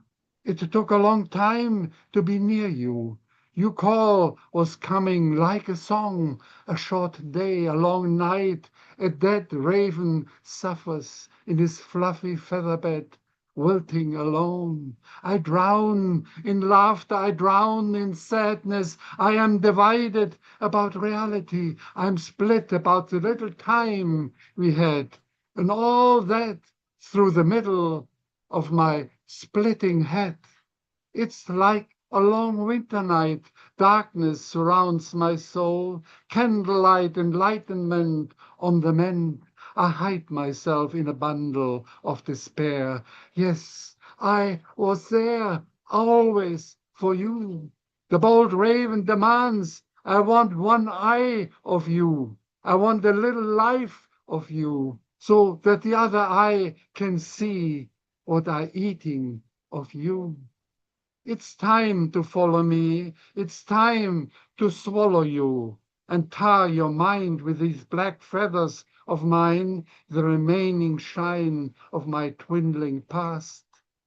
Take my bold point of view. Watch me suffer, so you understand to listen to you. Conveniently, now I caught up with me. So I like you to rip that other eye and let you feel the last joy I have, eating something of me, giving birth, the right I never knew.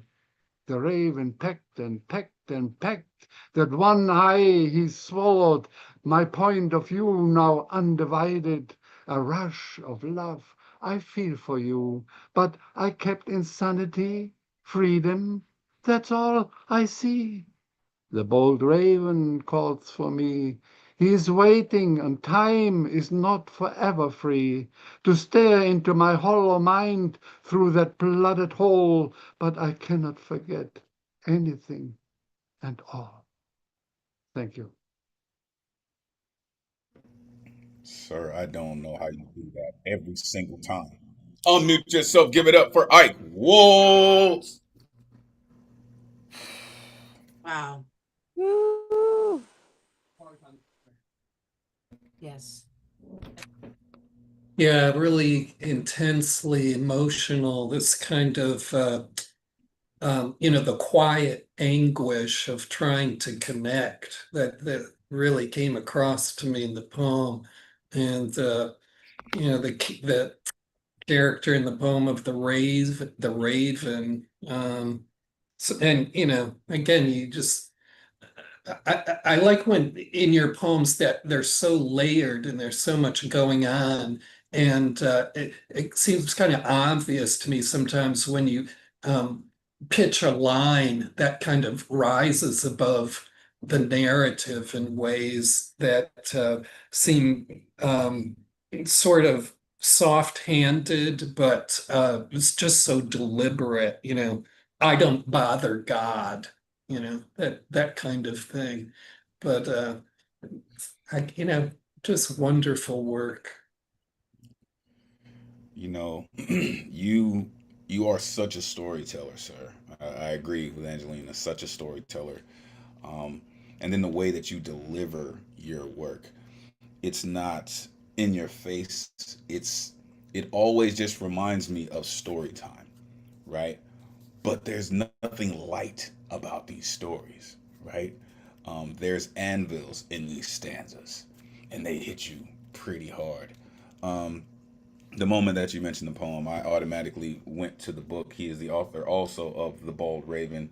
And again, as I mentioned, he produces the kind of work that we haven't seen in poetry books before, folks. This is amazing how he does it. Still gotta have these black pages. Working on that. Really, I'm working on that. I gotta add the black pages, man. Thank you so much for what you do, Ike. You said, I don't talk to God, but someone needs to open up to him. I want the little life of you. Oh, it seems like a flicker, but it's amazing. Thank you, sir. I truly appreciate you. I need a blanket and a pillow. For sure, for sure. Thank you, Ike. All right, let's keep it going. Coming up next, this gentleman comes through and he rocks. All right, his pen is moving in the best of ways. I look forward to every time he comes through, and tonight's no different. The one and only Isaac is me in the building. Come on, man. Let these folks know where they can find you. Great to see you as always. Please take it away. Yeah, y'all can find me at Isaac is me __ on Instagram. That's ISAACISME _. So I just literally am still editing this new shit. I just wrote this shit like as you all were performing. So such a beautiful night as always. So this is called Weather Report. So does walks in the park count as self-love? When I wanted to be one with nature at a dark time in my life, like living environment, do you understand the words that are coming out of my mouth? I guess my emotions was a breaking point, like rush hour traffic, road rage. Against the machine, well, I was the machine. I went from a softie to a dawn, it's like Apollo Creed. Speaking of car weathering the storm, Russian punches, these speed back demons like Drago, the perfect storm. All I needed was a dream, but I was slurring my speech, so it sounded like, Adrian, I've been sleeping on me, but the light bulb was still on. That was sly. No, I mean, that was slick. Another one out of my bag of tricks. I am indebted to be successful. Whatever that means. I seen this. I mean, like a scenic view, a lyrical genius. What if I killed my multiple personalities? Would I get diplomatic immunity? I really mean it. Precipitation slowly creeping in every conversation. In a snap of a moment, I make things disappear like Thanos. Well, no, that's my self-sabotage superpower. And in games, well, when it rains, it pours. I was swimming with the sharks, but I was a tuna fish. Like albacore, I mean skipjack. Y'all could skip that. But the dark clouds were covering the skies. Shortly after, my insecurities started to surround me too. Well, more like blocking my scales, and it started to weigh me down, slowing down my pace. Shocking, isn't it? I thought I was a bad motherfucker. Like BMF. Well, you can't stop the rain. You can't stop the rain, even when it pours. Wait, take a look outside. It's a symbolic night. Let me cut to the chase. It's a symbolic knife. I was using this to sharpen my mind like a blade, or I could switch another weapon like Wesley Snipes. Wordplay. It's my place, my happy place, my sad place, my safe space. Finally, this introvert opening up on a big stage. Poem. Flexing and clowning all at the same time. I see you. Outlaw. Unmute yourself. Give it up for Wow. Isaac. The wordplay is understated. Like, Yeah. wow. Isaac. Yeah, man. Amazing. And you're still editing this? Yeah, I'm trying to figure out what to add to it, what to take out. I'm not sure what to do with it, but I'll figure something out. It's fine. Please. Wow. Yeah, had a nice beat too. Like, I really enjoyed it. Thank you. Thank you so much. Thank you. Yeah, I like your flow a lot. You hurry up some lines and then they end abruptly, and then you launch into the next one, and you kind of keep the listener a little bit breathless. It's like you're two steps ahead of everybody. And then, as everybody's saying, the wordplay, that always makes the listener kind of slow down and trying to figure out, oh, what did he just do? What did he just throw at me? So that's very engaging in the poem too.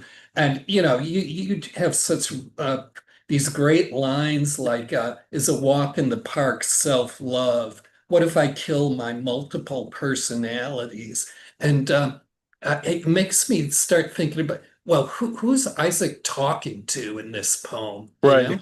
It's like, well, who is he trying to get to? And really, the poem in the end is really beautiful because it's about finding yourself, the very Absolutely. last lines, So it's really cool work. Thank you so much. You had me at Adrian. You know what I'm saying? He said, speaking of Carl Weathers, he said speed bag demons like Drago. Damn it. I've been sleeping on me. If I killed my multiple personalities, would I get diplomatic immunity? Come on, man. Like, come on, man. Really? Swimming with the fishes like skipjack. Nah, skip that. I'm a bad motherfucker like BMF. Like, come on, man. Come on, man. Come on, man. Like, I really, really dig when folks just come through and they do what they do, right? When you just kind of take off all of the what's and, oh, well, I can't do this and I have to squeeze this into that and this has to fit that. When you just go all out and do what you do, that's what comes out. So I appreciate you just being open to writing what truly you feel. And it's dope work. Appreciate it. Appreciate it. Once you're done editing, bring it back. For real. Rewind selector. Dope work, man. Appreciate you. All right, let's keep it going. Coming up next, this incredible artist continues to come through, continues to share her insight and her incredible poetry. She is going to help so many people because she cares that much about this community, about each line that she writes. And I always look forward to hearing what she has for us. Tonight's no different. The one and only Angelina's in the building. Come on, let these folks know where they can find you. Great to see you as always. Please take it away. In a couple of weeks, you're going to be finding me walking down in Ford Amphitheater, graduating and starting my master's this same week because nobody puts brakes on this bitch. Let's keep it moving. So I'm on topic. It's called forecast. You check the forecast before you leave the house, right? Cloud cover, chance of rain, wind advisory, maybe hail at midnight. But nobody checks the forecast before loving someone like me. See, I find myself a force not to be reckoned with. Like a storm you clearly know is coming, but still have no fucking idea what to do with. The air changes, it gets thick, the sky gets darker, the birds stop singing, windows start shaking like they got secrets, and still, people walk outside without a coat. Some days, I'm a beautiful day in the park. The kind where the sun kisses your skin like it missed you. Where the wind doesn't push, it guides to the bench, to take a rest, to guide you back to yourself. I can love you like June. Slow, warm, golden, open-handed. But pressure drops eventually. And when it does, baby, I become rain. Not drizzle, not cute little bring an umbrella type of rain. I mean heavy rain. The kind that floods intersections, that makes the city forget its own direction. The kind that pulls old grief from basement walls and subway tunnels. I will wash sorrow out of you until it has nowhere left to hide. I'll rinse the dignity off the version of you that thought control was the same thing as healing. Not because I want to destroy you, but sometimes storms just don't know how to arrive halfway. And then there is winter.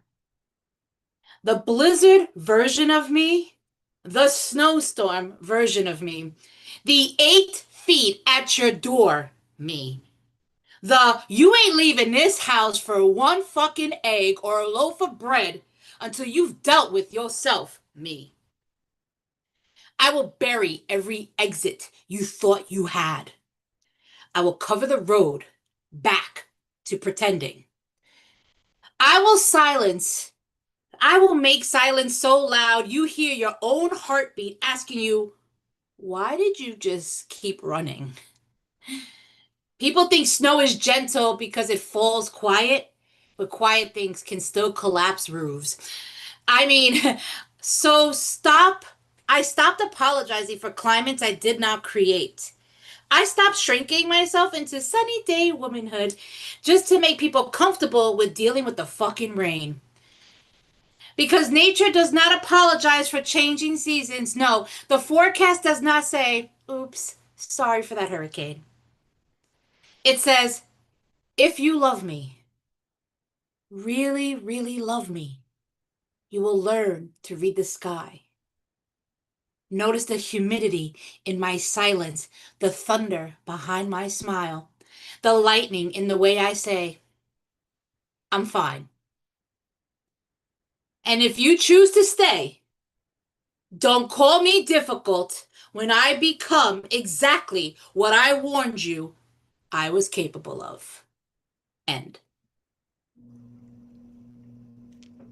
Damn it, that's how you do it. Come on. Unmute yourself. Give it up for Angelina. That was Yes, so let's good. go. Talk your Oh. shit. Come on. Well, I feel like everyone needs like a theme song, like when you're about to walk into like a room or when you're graduating and you're walking down, like you have a theme song. Mine's like a little Cardi B mix. Anyway, that poem could still be a theme song. Like I would totally rock that in my head when I'm about to do something important. Yeah, that was dope. Thank you so much. That's badass. And I congratulations. thank you. I'm like, I got in my mind. I'm a Queens rap head, so like Mob Deep be beeping in my head when Fuck I'm getting ready to yeah. walk down. Fuck yeah. But thank you, I Awesome. appreciate it.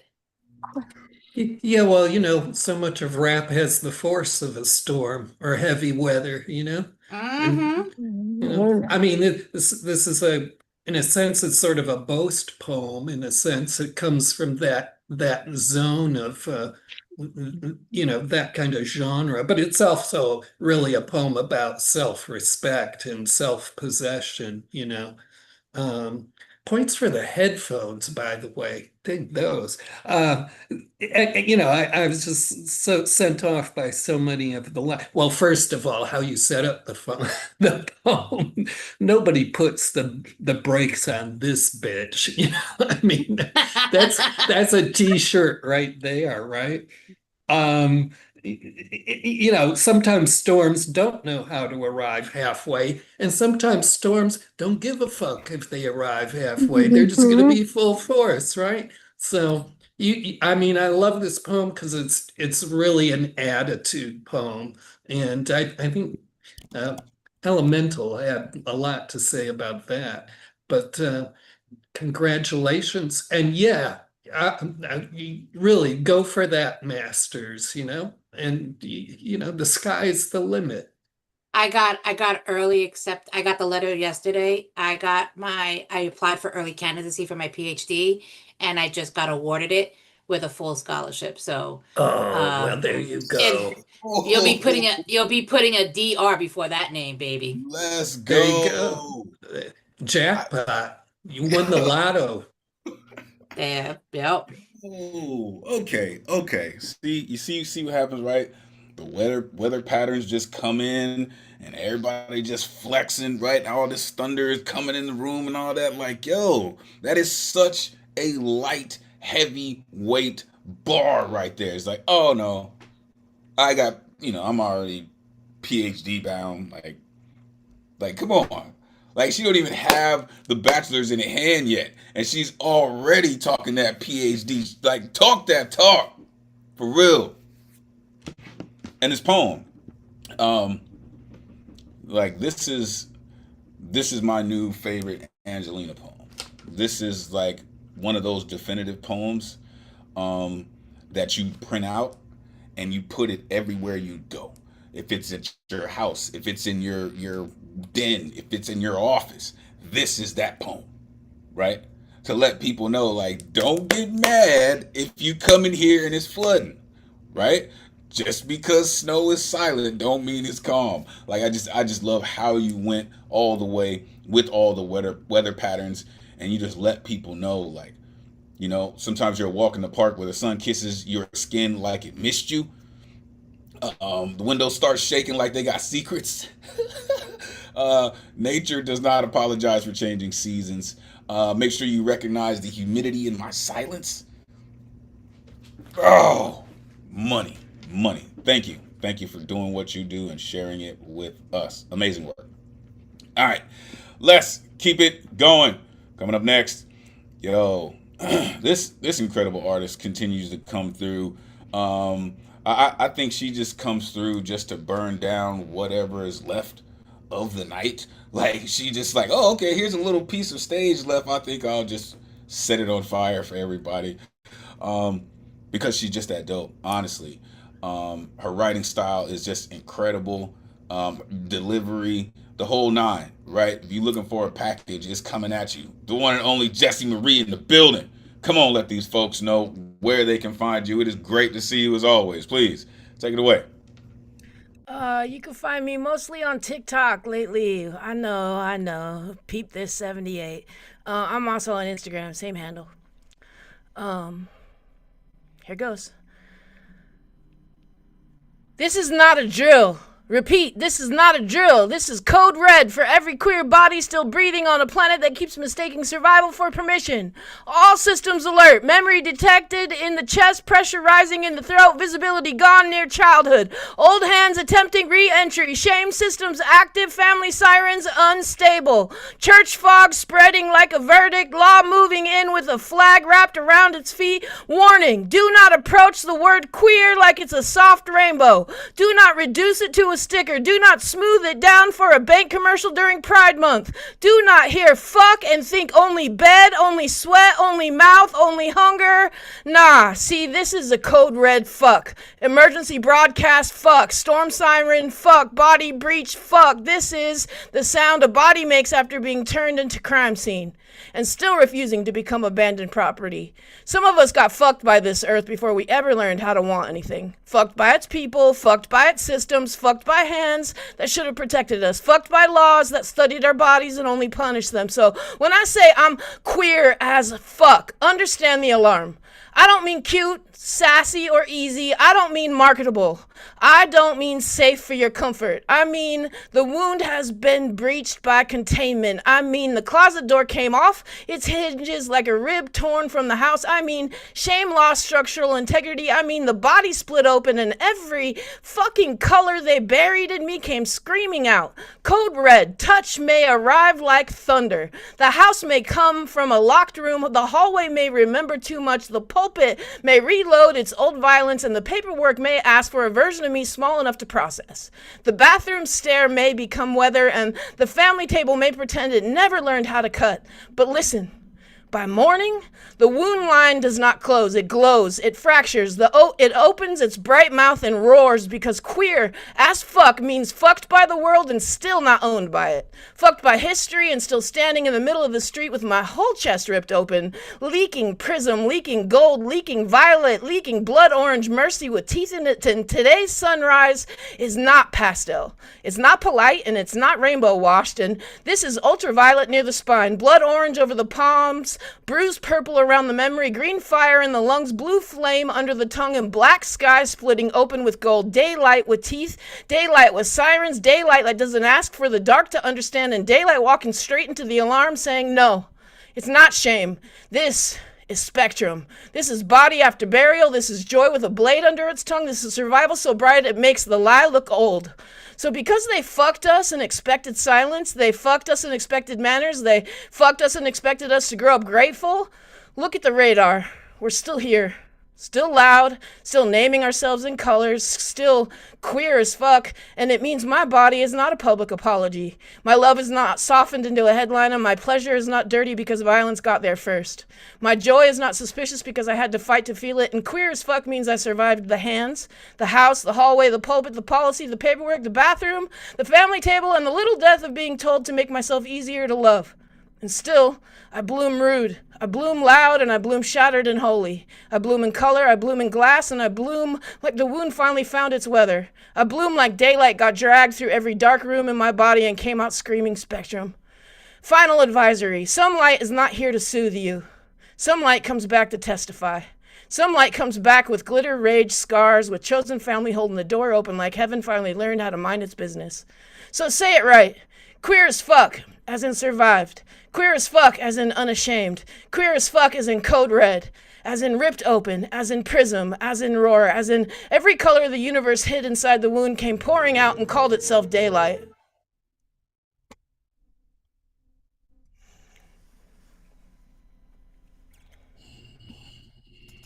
Okay, see, I told y'all. Whatever piece of the stage was left, she just decided she was just gonna burn it all. Unmute yourself. Give it up for Jesse. Let's go, friend. Oh my.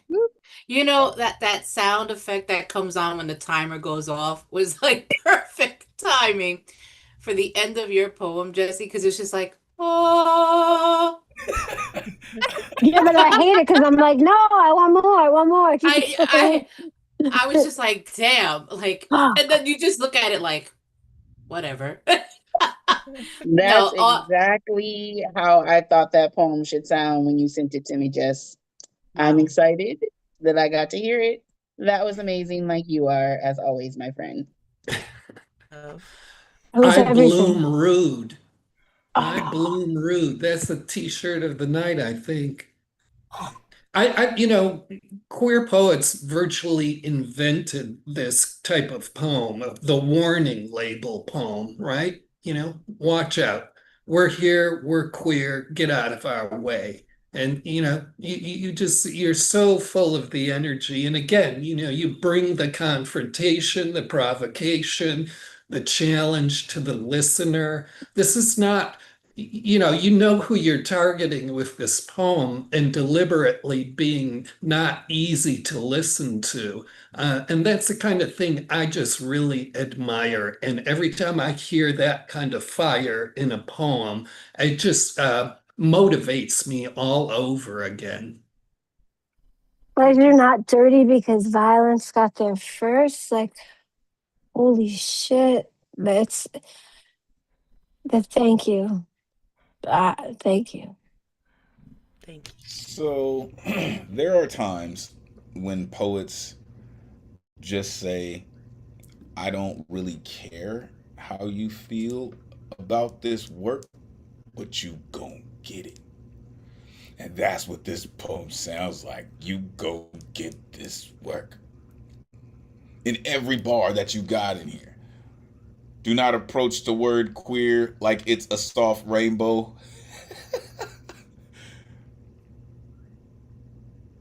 I don't mean safe for your comfort. Every color they buried in me came out.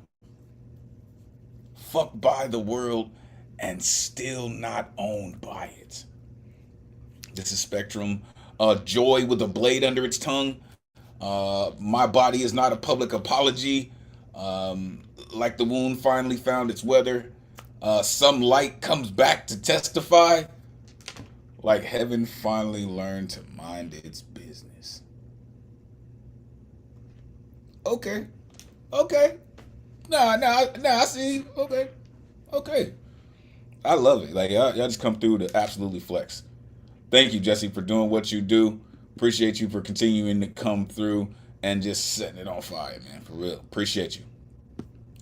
All right, let's keep it going. Coming up next, this poet comes through with just such a beautiful slice of life that she just weaves into her poems. I mean, really, she had her colleagues crying a couple weeks ago just for just how sincere her work truly is and how true it is to life. Always look forward to hearing her. Shout out to homie Simba. I saw him earlier. The one and only Manya in the building. Come on, let these folks know where they can find you. Great to see you as always. Please take it away. You can find me at the Dabbler's Diaries, and I tried to tempt him with treats and he didn't stay, so maybe next time. I got 2 short pieces for y'all. Both untitled. I see you in my dreams, but it still doesn't feel like enough. I still remember the way your marshmallow hands kneaded the dough every night. As you squat with cramps beginning, a machine took your job, but I still see your pupils reflecting that time. And when I lay in your lap while deep in conversation, your hands gently tugging at my ears to make sure I can hear. I took over that job, but I see your hands still reaching for my ears. No matter what time I woke up, I found your beautiful face peeking through the door, making sure I didn't fail my tests or miss my dance competitions. My phone has taken that job, but I still get a call from you without fail. Despite me throwing food when I felt too big, you always made sure my lunch was packed. Never let me go hungry even if you were angry.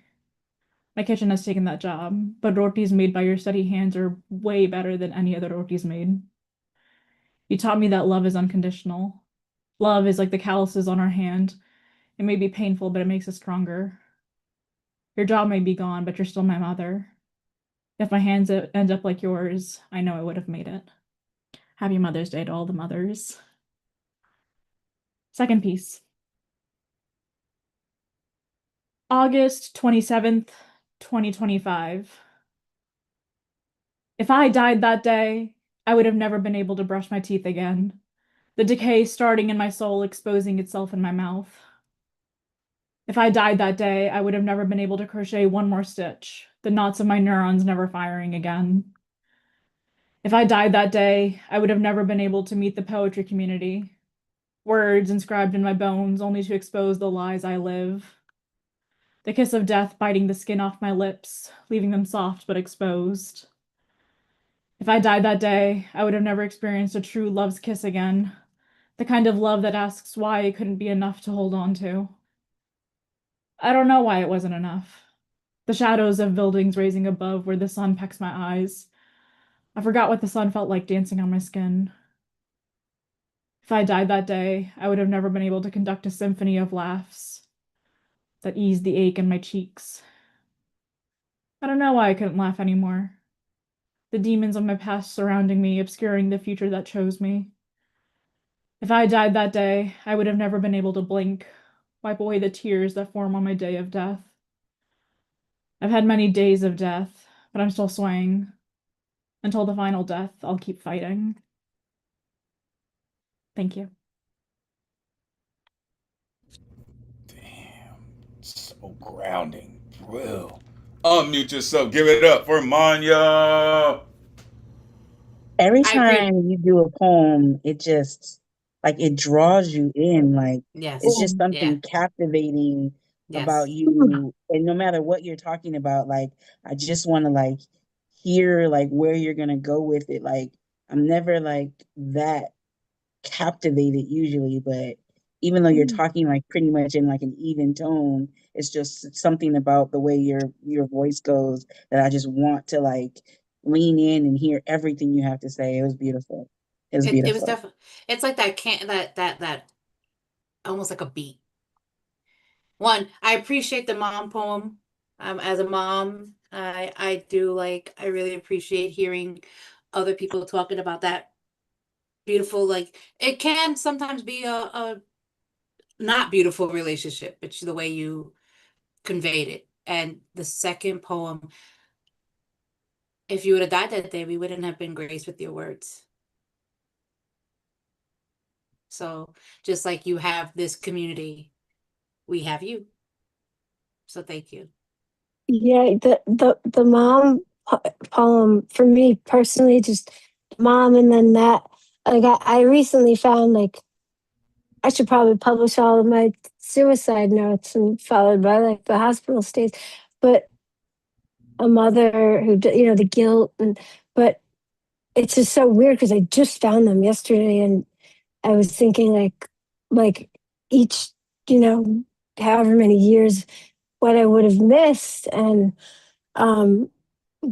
but first the mother I was like on a mother high and then it was like oh but it's a positive poem though like and I love how you threw in the community of poets that you found because elemental says like poetry can take it cowards buried so that thank you for that so much thank you. Yeah, I'm really into your delivery on the first poem because it's like we're kind of overhearing a conversation you're having, with your mother. And that's really like Angie was talking about, you really get drawn in by that, and it's something the person who's listening to the poem, you're privileged to that. And you're doing what poets have to do is kind of self-disclosure and it's a point of vulnerability. And you have a way of doing it where you're so you're so at home with the self-disclosure you do, however difficult it may be. Like some of the poems you did last time about the, health event that occurred to you, but you deliver the poem in this such a almost a serene way. And that just, my point is it just really draws people in. Um, uh, you know, the second poem was really, it was all about your blessings and done in a really, again, it's such a personal way that it draws people in. It's sort of a what if poem and it's so poignant in that way. So We're really glad you made it back here again tonight. I am glad you made it through that day. When you face days like that, they can be and seem overwhelming. They can seem like you're standing at the base of a great mountain and think that you may never see its pinnacle or the other side. But you have shown strength and resilience to make it here today. And we are thankful that you have. Love to all the moms. Shout out my moms. The calluses on your hands. That line in the first poem, really, really beautiful. Because there are lots of parents in this world that show more than tell. Right.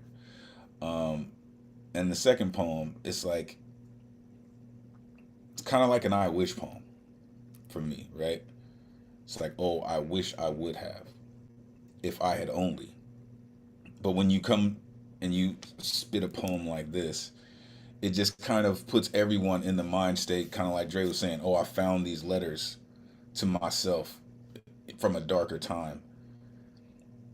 And it really should remind you how far you've come and how much stronger you are on this side of it. And like Angelina said, now we are blessed with your presence. So thank you. We look forward to all the work that you have to share with us. I told you, I tried to warn y'all about her work before she started. Bro. All right. 2 more artists. And then we'll go maybe a couple more. Coming up next, this artist, I'm telling you, incredible educator. He's across the world, does some amazing things, brings some amazing art, some amazing perspective. Always looking forward to what he has to share with us. The one and only Xanadu in the building. Come on, let these folks know where they can find you. Great to see you as always. Please, take it away. Yes, hello. Today will be an introduction to the performance of Moraima, who has entered now this room. So she's the 4th generation of Shona stone sculptures. And last time I read something about the 1st and the 2nd and the 3rd generation who are still most famous because they had exhibit all around the world. So I will say something about that then, and then Moraima can do kind of presentation. I will put in the chat places where you can find, if you can find this, places where you can find it in United States. There's also a gallery in the United States, in Colorado, I guess. And Aix-en-Provence is in France, of course, but you can see also in Loveland, Colorado, and there are, even in New York, there's artsy.net. So it's a website with Shona stone sculpture. And I may read a poem about the chapungo. Chapungo means sea eagle. So that's the main, one of the symbols. So when, if you want to buy my book or our book, I can introduce like this by Leonardo da Vinci. La pittura è una poesia, che si vede e non si sente. E la poesia è una pittura, che si sente e non si vede. And it goes like a painting is poetry that is seen rather than felt, and poetry is painting that is felt rather than seen.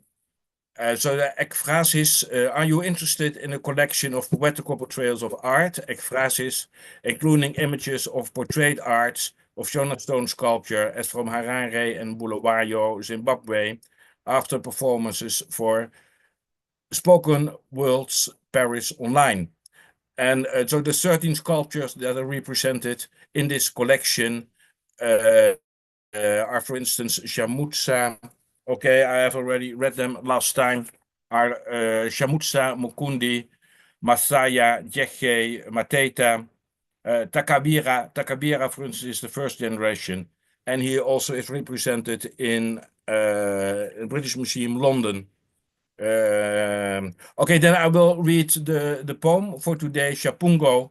Chapungo is a sea eagle, which you can see in the chat now, I hope. Just outside of the fence, at other side of the staircase, another block of serpentine, length about twice width or depth, unfinished relief. It may look like again. As back seems to show some incisions as reminding plumage, and front shows the Zimbabwe bird, probably historically a fish eagle, showing its front torso like a king, its garments by withdrawing cape from its wings. Its feet appear quite humane, short and divided in upper and under legs, and three rather birdish or mammalian toes.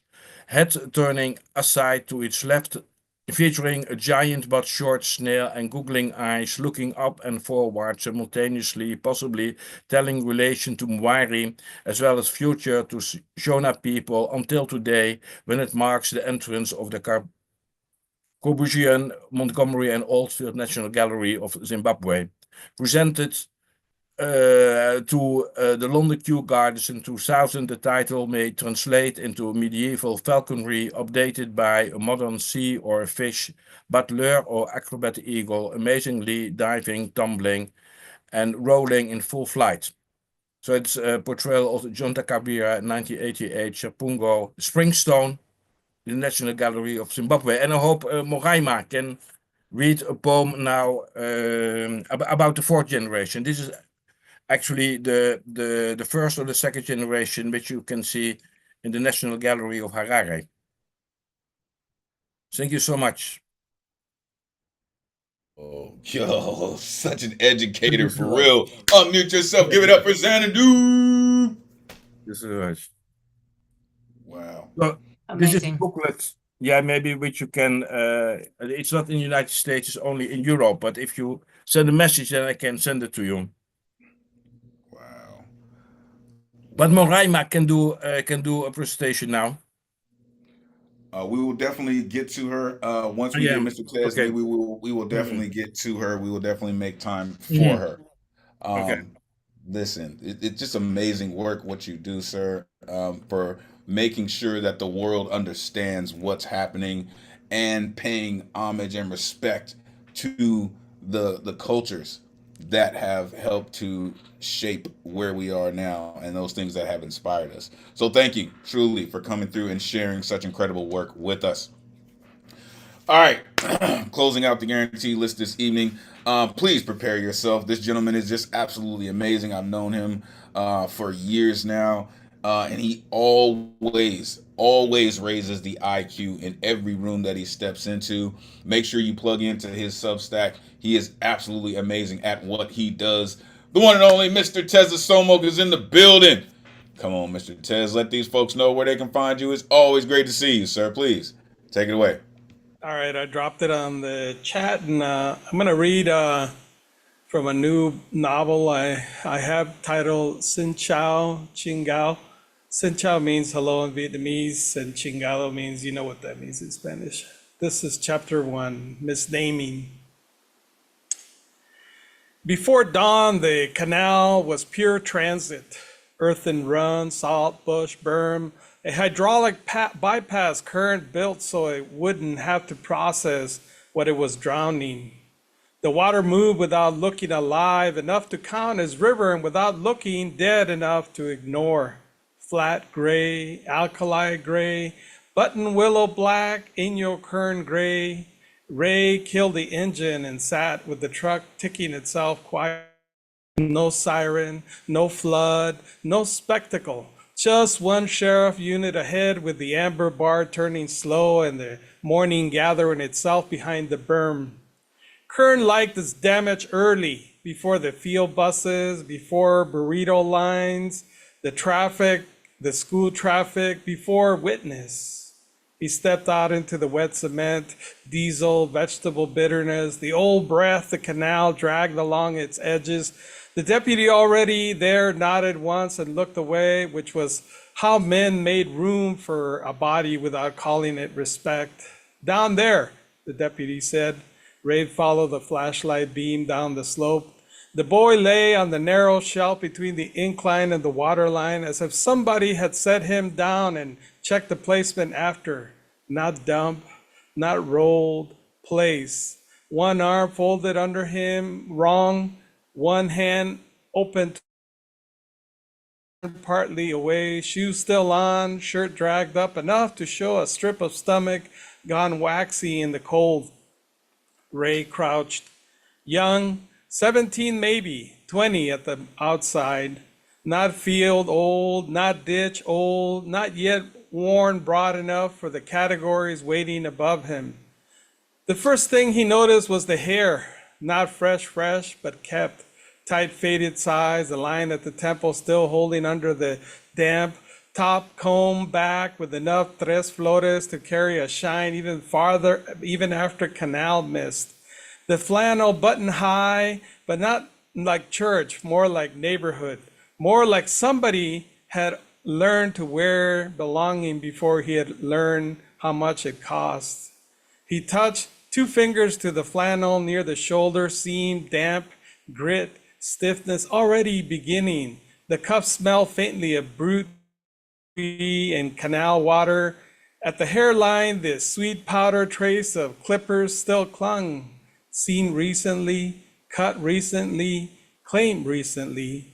He let his hand drift lower toward the wrist, then the palm. The hands were a logic error. Too smooth for the current yield, no crack crescent of dirt in the cuticles, no ditch drag, no siphon scar. These weren't hands meant for the cotton gin. They were apprentice hands, hands meant for the fine motor of a face.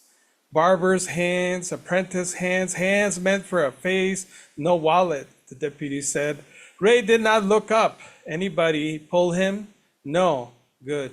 He studied the face, what the angle allowed, bruise beginning at the jaw, darkening near the ear, no theatrical damage, no expression. The county could turn into a sermon.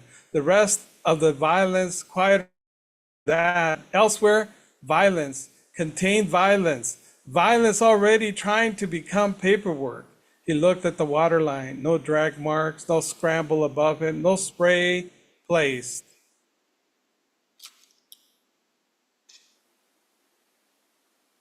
You know, you're just absolutely amazing, sir. Unmute yourself. Give it up for Mr. Tiz. Wow. Shit. I haven't seen you in a while either. Like, I feel like I'm getting some repeats, so this is good. Roz, Tez, it's so great to see you guys. Thank you. Yeah, I want to know Thank where you. where that story is going. Sure. I've been enjoying, your delivery to your tone. You have passages you put across, and they have almost kind of the sound, but don't take this wrong, almost the sound of like a sermon, It's like a kind of adds a sort of timelessness to the story, although, it's obviously a contemporary, uh, scene that you're describing. Anyway, you just got my curiosity going. I want to know where this story ends. Great. Same here. Definitely same here. The first thing that I thought of was your so there's this rapper, his name is Lupe Fiasco, right? And he has a line in one of his songs. He said, sitting next to a blind man and trying to describe yellow, right? And what I'm hearing in this is you describing this scene to someone who can't see it, and you're painting this vivid picture. And the image that jumped into my mind was something out of like True Detective, right? And it's just, it's just so graphic. And I'm excited to hear where it goes, honestly. The way that you tell stories, it's amazing. You don't leave any details out. You don't leave any stone unturned. And I very, very much appreciate your attention to detail when it comes to storytelling. You're absolutely amazing, sir. Thank you for what you do. And please come back and continue this story. Definitely want more. All right.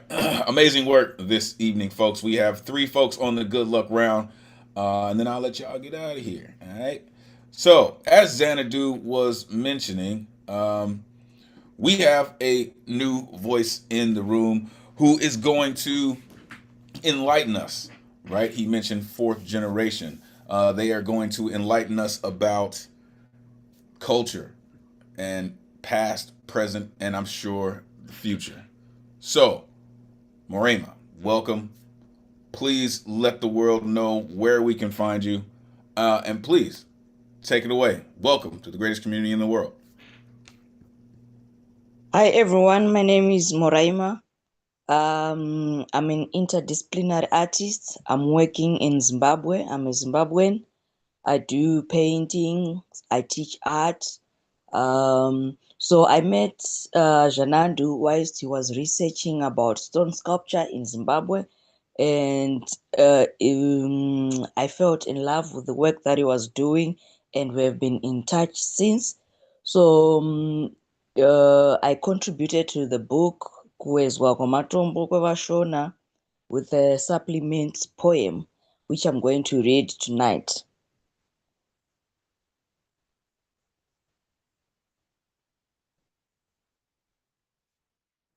As a fourth generation artist within the continuum of Zimbabwean stone sculpture, I carry that with both humility and fire, because I come from a place where stone speaks, where silence is not empty but ancestral, where hands once shaped spirit into form through artists like Henry Munyaradzi and Bernard Takawira, who did not just carve but revealed. They taught us that art is not decoration, it is devotion. And then came those who stretched the language of stone, Nicholas Mukomberanwa, Dominic Bemura, who gave it movement, who gave it breath, who allowed it to travel across borders, across time. And now, through the lapses of time, I found myself here, where I am told I'm a fourth generation. But what does it mean? It means I do not only inherit stone, I inherit memory, I inherit questions. I inherit the responsibility to not only preserve, but to transform. Because we are not only carving stone anymore, we are carving contexts, we are carving stories. We are working with light, with sound, with archives, with absence, with presence.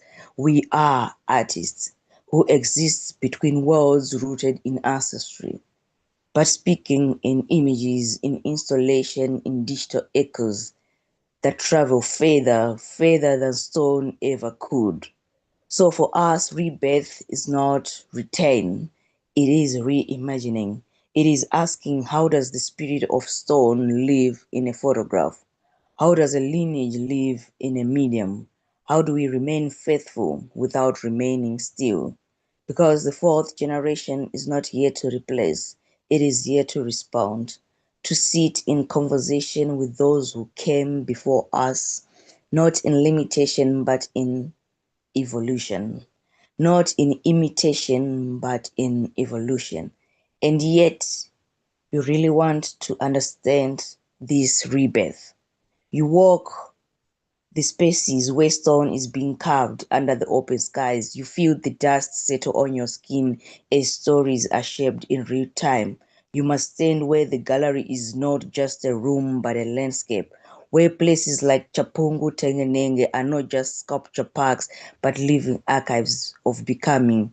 Because Zimbabwe is not only a history of sculpture but an ecosystem of art, alive, evolving, and finished. Maybe that is the truest form of rebirth, not something we observe from a distance, but something we step into. I am a fourth generation artist, not only of stone, but of meaning, still becoming, still listening, and still carving. Thank you. Wow. Unmute yourself. Give it up for Moraima. Wow. Yeah. Yeah, really appreciate you bringing all this knowledge here, especially from this perspective you have that's, international, but it's, very what people here used to call Afrocentric. I'm a person who lives in New York City, and you will not hear hardly anybody talk about art in an artistic practice in the terms that you just have set out before us. And what you're doing is so much in line with the mission and vision of the New Eurekan Poets Cafe. This, in some cultures it's called memory medicine. But this, to preserve, protect, promote, teach, and bring forward the culture. And I really connected with how so much of your poem was about defining a purposefulness. And again, for me, as a person who lives in New York City, I don't hear that kind of language or that defining of artistic purpose. And in this city, art is like a capital intensive industry. And most of the talk you'll hear about it is in terms of it, what role it plays in business. So it's like something so antithetical to the cultural purpose and imperative, the preservation, promotion, the teaching, the transformation you talked about. And some of these lines in the poem really keyed me into what you were up to. This, how does a lineage live in a stone? So I got a really, really graphic, clear, and strong sense of your practice as an artist. And it's really just a privilege to be here to enjoy your presentation. Thank you so much. Thank you. Absolutely. Listen, it's one of those kind of moments where you can tell people like you had to be there. Thankfully, this is being broadcast on YouTube, so you will be able to go back and experience it. Um, Thank you for taking the time to come and deliver such a powerful poem that connects not just us but you to your ancestry. There's something very, very powerful about stepping in the same places that your ancestors stepped, or working with the same materials and mediums that your ancestors have as well. Um, you said art is not decoration; it is devotion, right? We are carving stories. We are artists who exist between worlds, right? Asking how the spirit of stone lives in a photograph, right? These types of lines just kind of, in my opinion, it makes the ancestors smile, because they say, all we had at this time was this way to do it. And now not only are you doing it in the way that they did it, but you're bringing it into the future and into the next generation by not only making it photographed, but now you're making it digital. Amazing work. I hope you find your way back to the greatest community in the world. Welcome, which you are now a part of. Thank you for such an amazing journey. All right, two more artists. We'll get out of here. Coming up next, this gentleman, listen, whether he has his instrument or not, he is just an amazing dude. He's the only cat that I know that cares for cats the way this cat does. For real. He's just amazing. Love when he comes through, man. Just an all-around great dude. The one and only Catman Bill in the building.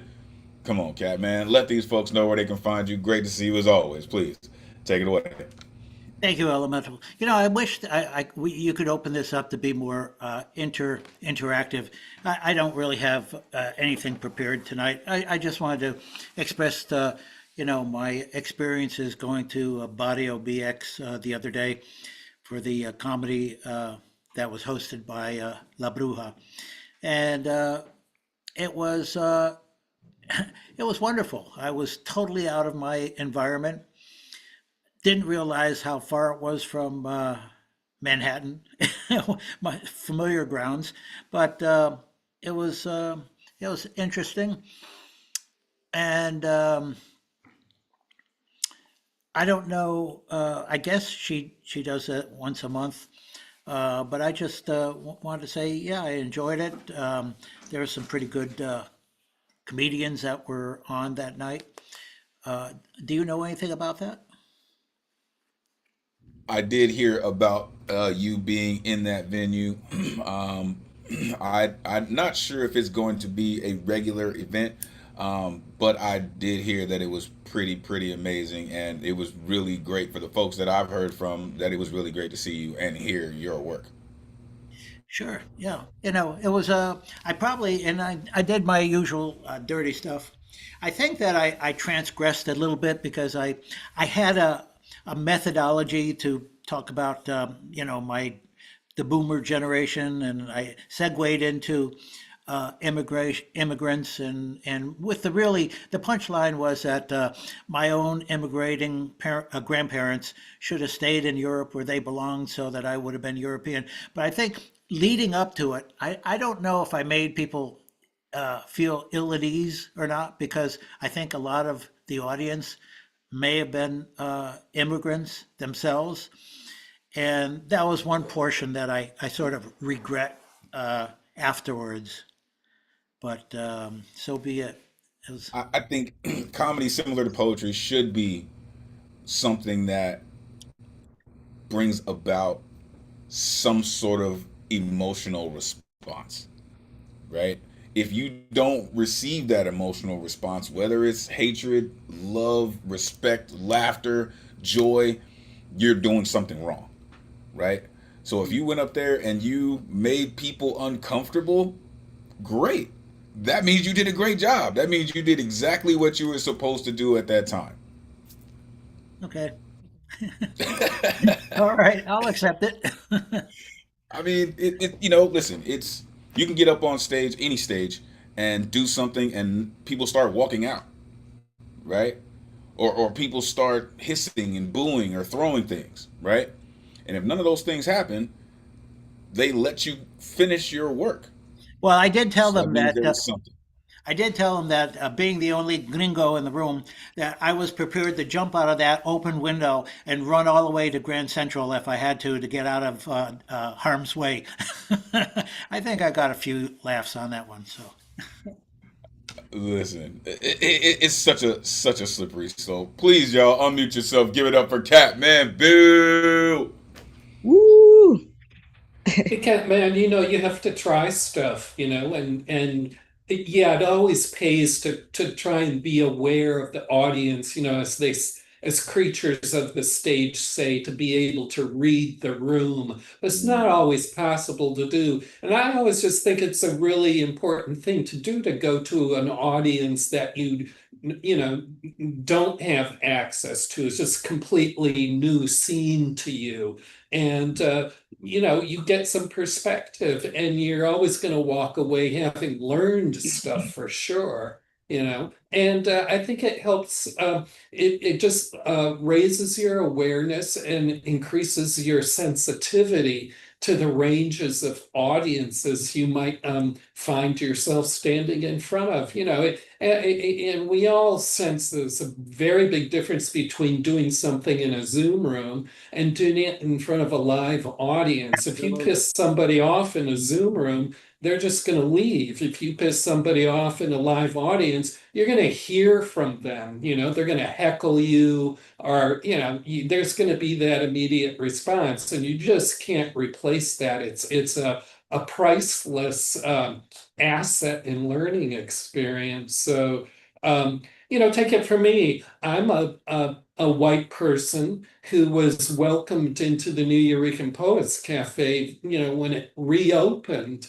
But there was such a big effort there, and I know for sure, without a doubt, that La Bruja carries this part of the mission with her wherever she goes, that this is a forum open to everybody, right?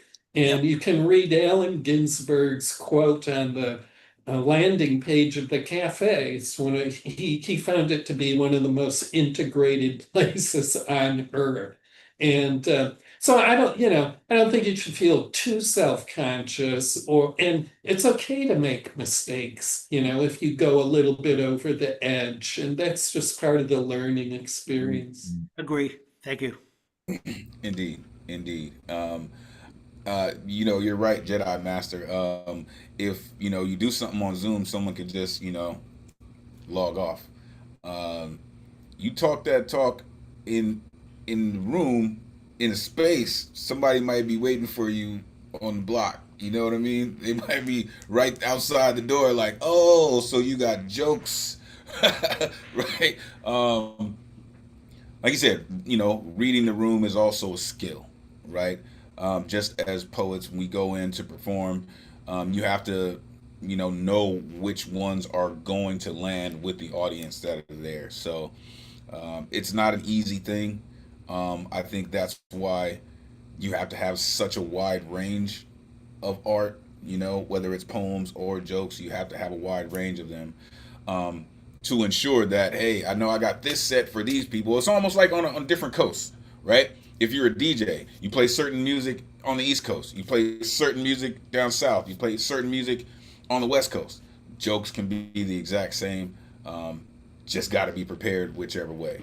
But I'm glad you made it, right? And I hope that you find your way back in there to tell more jokes, truly. All right. We are going to end the night with this amazing artist. He has been rocking with us for some time. He has found his way into just bringing some amazing artists to help other artists, right? And I just appreciate so very much when artists take their time to help other artists progress, right? And at the same time, showing them love. This is Mr. Snap Into a Slam Jam himself, host of the one and only Slam Jam, the one and only Dre Reyes in the building. Come on, Dre, let these folks know where they can find you. Great to see you, man. Come on, take it away. Well, as always, thank you, Elemental. Thank you, Neo, for having this virtual space for us. You can find me on Instagram at the One Slam Jam. I threw in the group chat a couple of things this Saturday's show, this Slam Jam. We're going to be having special guest Coach Eros in the house, in the virtual house. So basically, we're going to be getting some feedback, constructive feedback in a Slam workshop, and there's an open mic to go along with that. It's gonna be a slamming good time. Also, in the group chat, I posted some important information on beloved poet and supporter of the arts, Angel Kim. In case you didn't know, she had a heart attack about 2 weeks ago, and she's in the spot where she needs financial assistance. And she's given me the okay to share this information. I made a post on this on Instagram yesterday, so I'm just trying to spread the good word. There's her PayPal and Cash App info. If you know Angel Kim, you know how dedicated she is to just online spaces. So shout out to Angel Kim and shout out to all y'all creatives being a part of this space. So with that said, I got some new shit, some fresh paint, whatever you want to call it. So I just love when inspiration hits, especially with a busy schedule. And let's just say I've been inspired. Here's a poem that's called You Are. You are so much to me. You are my beloved, my favorite reason to write. You're my comfortable silence and eternal scream. You're my good morning and my good night. You're my foggy eyes and sweet dreams. You're my calm and my perfect storm. You're my balance, yet you make my knees weak. You're my extraordinary and my desired norm. You're the present I want and the future I seek. You're my chill and my burning passion. You're my you're my grounding and my realignment. You're my favorite lesson in compassion. You're my escape and my solitary confinement. You're my definite and my absolute. You're my muse and my growth. You're my leaf adorned branches and my firm roots. You're my favorite person and my heart's blood oath. You're my lips' favorite destination and my soul's favorite food. You are my greatest wish come true in a human frame. You are my goddess and my infinitude. You are my new beginning and my end game. Poem. Thank you. Let's go, man. That was hot. Oh, mute yourself. Give it up for Dre Reyes. Shit, I got that in time. Romantic. Be careful, whoever that's for. Whoa. Yeah, good morning. Well, I like the first, this is very done very quickly and concisely as a kind of, praise or tribute. It's a love poem, yeah, but I like how a lot of the first part of it, you're naming this person as a set of contradictions. That kind of tells us something about you, in a way. And naming is empowering something. And so I really like that element to the poem. But by naming this person as all these qualities, you're telling that person how powerful they are, to you. And I think that's really the point of the poem. Yeah. Be careful who you say this to. You better make sure it is the absolute one. Um, and if you are gonna do that, just think about the permanence of you saying something like this to a person, right? Because when you say things like this, they tend to stick, right? They tend to sink in because what you're saying, you're speaking in absolutes to this person, right? You didn't say, oh, I kind of like when it's cool outside, and you tell me, hey, don't forget my jacket. You know, this is like you said, my balance, and you make my knees weak. The present I want and the future I seek. My favorite lesson in compassion. My soul's favorite food? Dude, come on, man. Like, you got to be careful with that, man. For real, like, for real. Amazing work, man. Really. Appreciate you coming through with the new shit. Appreciate you supporting Angel Kim, too, man. That's really dope work. When you realize it's bigger than you, right? Thank you for doing what you're doing, man. Really stay on the Slam Jam. You really, really doing some good work there, man. Truly, truly appreciate you. All of you have been absolutely amazing this evening. I really can't thank you enough for spending another Thursday night with us. The Jedi Master, Dre, Ike Waltz, Catman, Xanadu, Mr. Tez, Eddie, Terry Rose Jertson, Morema, Dre, Alan Gary, as well as Matthew Motto Keen. Like, just I really, really can't thank y'all enough for just making this an absolute amazing evening every single time that you come through. It truly is the best night of the week because of you. You make this the greatest community in the world. We're going to end the night like this.